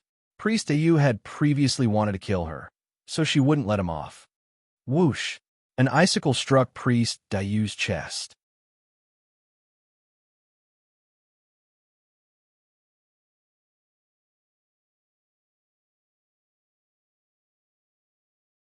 Chapter 9:18. Arbor pressed forward, the ferrule in her hand crackling with sparks. She coordinated perfectly with Qing Wan and struck Priest Diyu's shoulder blade with a thunderous blow. Priest Diyu couldn't dodge the blow to his shoulder blade in order to avoid the icicle in front of his chest. She thought she would be able to break the old Taoist's shoulder blade, but unexpectedly, the irresistible force didn't hurt Priest Diyu at all. It was as if she had hit a pile of cotton. Arbor's heart skipped a beat. Oh no, this person's cultivation was unfathomable. It should be much higher than hers. The Taoist priest even turned his head to give her a strange smile. A giant beast's claw suddenly appeared in front of his chest like a third hand and violently struck Arbor's chest. If she was hit, she would be half-crippled even if she didn't die. Qing Wan twisted her body in midair and retracted her wings, turning into human form. She held a long ice sword in her hand and slashed at the old Taoist priest's neck with lightning speed. If the thieving Taoist priest wantonly attacked Arbor when Arbor was injured, his head would be ruthlessly chopped off by Qing Wan's ice sword. The old Taoist priest didn't dare to act rashly. He could only lean to the side and lean his body to dodge Qing Wan's sharp stab. At the same time, a fierce purple flame with monstrous anger turned into a roaring fire dragon in midair. It fiercely penetrated the old Taoist priest's body from behind and gave him a violent dragon strike. With a boom, he was smashed to the ground. There was absolute silence. All the officials trembled in fear, almost unable to look directly at the Crown Prince's anger. The old Great King also shut his mouth at this time. The Crown Prince was furious, as if someone had touched his reverse scale. After that fire dragon kill, a slender jet-black longsword condensed in his hand. With a sweep, the terrifying, vibrating force immediately flattened all the flowers and grass on the ground, directly rolling up dust. The slender Weiyue sword left behind a series of afterimages, as if thousands of swords were spinning in front of everyone. In an instant, he arrived in front of the old Taoist. The old Taoist was about to die on the spot. Bang! After a loud sound, a thick smoke enveloped everyone. They couldn't help but cough as they tried to sweep away the billowing smoke in front of them. Dozens of members of the Hidden Knight Pavilion appeared behind the Crown Prince. Search the entire city and kill without mercy, the Crown Prince said coldly and expressionlessly. Yes, countless figures flew away. The Crown Prince's face was filled with rage, and his anger had yet to dissipate. He grabbed Arbor's small hand and pulled her with large strides as he walked out of Clearwater Fine Park. Everyone was silent, including the Great King and Empress Zhao. They seemed to be at a loss for words. The Crown Prince suddenly stopped and looked back at them coldly. You better not challenge my bottom line again. Otherwise, I'll flip the sky. Destroy this land. Don't you dare touch my woman. I will make you regret ever coming to this world. Absolute silence. Father. The Crown Prince stared coldly at his father, his phoenix eyes burning with intense hatred. That enchantress, if you can't bear to kill her, then let your son do it for you. Zheng Chao collapsed to the ground, trembling as he looked at the crown prince, who had left in anger. The old great king was also shocked, but he couldn't make a sound. When his gaze met with his daughter-in-law's, he couldn't help but tremble. Great king, Young, he killed your youngest son. Can this be forgiven?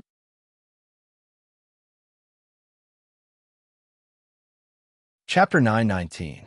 Yin grabbed Arbor's little hand and led her out of the palace without looking back. He threw all thoughts of the Lantern Festival banquet and the officials to the back of his mind. The streets were already bustling with activity, and there were more and more people. The two of them shuttled through the crowd, and miraculously, no one dared to get close to them. They all opened up a path for them on both sides. Yin. Arbor puffed up her little cheeks and tugged at his tightly clenched hand. She called out delicately, Yin. Yin led her into a secluded alley and stopped under a winding stone arch bridge. Beside the bridge stood a 3-meter-tall stone pagoda. There were several green plants planted beside the pagoda. In the winter, the leaves had all fallen off. He stood there, his back tall and slender. Arbor couldn't help but tug at his sleeve again. Lien. Yin suddenly turned around and pulled her into his arms with one hand. He pressed her tightly against his chest and stroked her black hair with the other. The man pursed his lips and lowered his head. After a while, he said, I'm sorry. I've made you suffer again. Let's not go to the palace anymore. I won't let anything like this happen to you again, okay? He rested his chin on her little head and said unhappily, Look at you. I'm not even that angry. Why are you so angry? Arbor tugged at a strand of her hair and comforted her softly. Your father is an old fool. It's not like you don't know that. Why are you angry with him? Moreover, you were very rude to your parents just now. Don't do that again, Arbor said softly. They're not nice to you. I'm angry at them. Yin rubbed her head in frustration. Because you're my baby, I hope that the whole world will treat you like a baby. Yin's thoughts were too easy to understand. Arbor's eyes flickered, and he nudged his head in his arms. Then, your mother already has a knot in her heart. If you do this, I'm afraid they'll dislike me even more. Don't worry about Young. Arbor's eyes flashed with a cold light. Since she dares to scheme against me, I will not let her have a good end. I'll get someone to deal with her. So what if she made her father unhappy? This time, Yin had steeled his heart to want her dead. This woman had crossed his bottom line too far. She actually thought of such a malicious method to frame his Qiao Qiao. The plot did not succeed because of Jojo's cleverness, not because of that bitch's benevolence. Young, he's been doted on for so many years. She's your father's true love. Arbor hugged his waist and looked up at his gloomy face. He raised his hand and stroked his forehead. True love. Yin snorted, and a cold light flashed in his eyes. I want her to lose everything. She can't enter the royal tomb until she dies. If he did not grind this person's bones to dust, he would not be able to get rid of the hatred in his heart. Lien. Xiao Mu wanted to console him a bit more, but he hugged her tightly instead. No one can bully you, he said in a low voice beside her ear. Arbor thought about it and let it go. Don't look at how this guy usually likes to ask you if you're okay, as if he's asking for your opinion. In fact, he has already made a decision in his heart. Anyway, she just had to do it before he did. And she just happened to learn an interesting talisman. She wanted to find someone to try it on.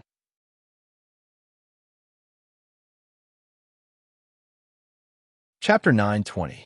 Wen Yung, he was dragged out of Sephora Flower Palace and sent to the Cold Palace. The cut on her leg was still bleeding incessantly. Nanny Sue wiped her tears and pulled at the few old nannies along the way. But how could she be a match for those burly nannies? After a few slaps, she couldn't make a sound. The great king has decreed that Consort Zheng's heart is vicious and her morals are lacking. In order to frame the crown princess, she wantonly plotted to murder the royal heir. No one can surpass her viciousness and treachery. From this day forth, she will be demoted to a palace servant and placed in Chonghua Palace. Without an imperial decree, she is not allowed to take half a step out of Chonghua Palace for the rest of her life. Zheng Ru collapsed on the ground. Seeing this, Mammy Su hastily ran forward and tried her best to help her up. Gong Chang, and couldn't help but sigh when he saw the wretched master and servant pair. He rolled up the imperial decree in his hand and said, "Zhengru, the great king is very disappointed in you. In order to frame the crown princess, you actually harmed the flesh and blood in your womb with your own hands. You even caused a serious conflict between the great king and His Highness the Crown Prince. This matter has already been investigated. From this day forth, you can stay in Chonghua Palace with peace of mind and properly reflect. Let's go." Gong Chang, and turned around and led 4 or 5 old nannies and a few young eunuchs out of Chonghua Palace. Eunuch! Mammy Su lifted her skirt and knelt. She scrambled forward on her knees and wept miserably. "Eunuch, please put in a few good words in front of the great king. Our imperial consort was wrongly accused. Eunuch. She absolutely didn't harm the royal heir. The crown princess's heart was simply punishable by death. She clearly knew that their imperial consort wasn't pregnant at all, but she told the great king that Her Highness the noble consort had personally harmed the royal heir. What a terrible woman she is." Gong Chang, and abruptly stopped and turned back, a cold glint flashing through his eyes. "Seize her. Slap him." 2 ferocious old mamas immediately rushed over and clamped down on Mammy Sue's arms from both sides. "Pa! Pa! Pa! Remember this clearly. From today onwards, there was no empress. You are an old nanny, and she is just an old palace maid who is not favored. Let's go." Gong Chang, and waved his hand and led everyone out of the cold palace. When he went out, he couldn't help but look back at the people inside. He secretly warned himself, don't be as stupid as the women inside.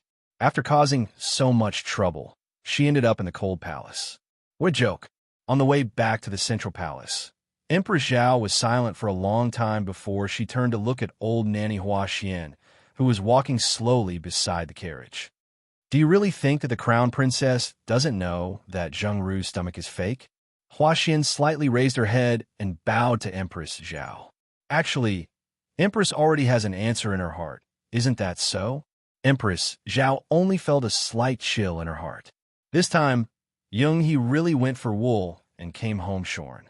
She originally wanted to collaborate with Priest Yu and frame the crown princess for the child's miscarriage. Who would have expected that she would end up with the bad reputation of murdering her own child and framing the crown princess? Young, he could forget about crawling out of Chonghua Palace for the rest of her life. Empress, after going through so many things, you should be very clear. Don't rashly offend this little prickly head. Once she pricks people, you will die. Empress Zhao felt that she might need to reevaluate this crown princess. When the carriage passed by the outer walls of Chonghua Palace, Empress Zhao turned back to take a look. You're tuning in to the Romance Rendezvous YouTube channel. We're so grateful for your support, and don't forget to subscribe to join us on this incredible journey through captivating stories. Your generosity through donations truly makes a world of difference, as it's the primary source of revenue that allows me to expand and enhance this channel for you. Thank you from the bottom of my heart for being a part of this adventure.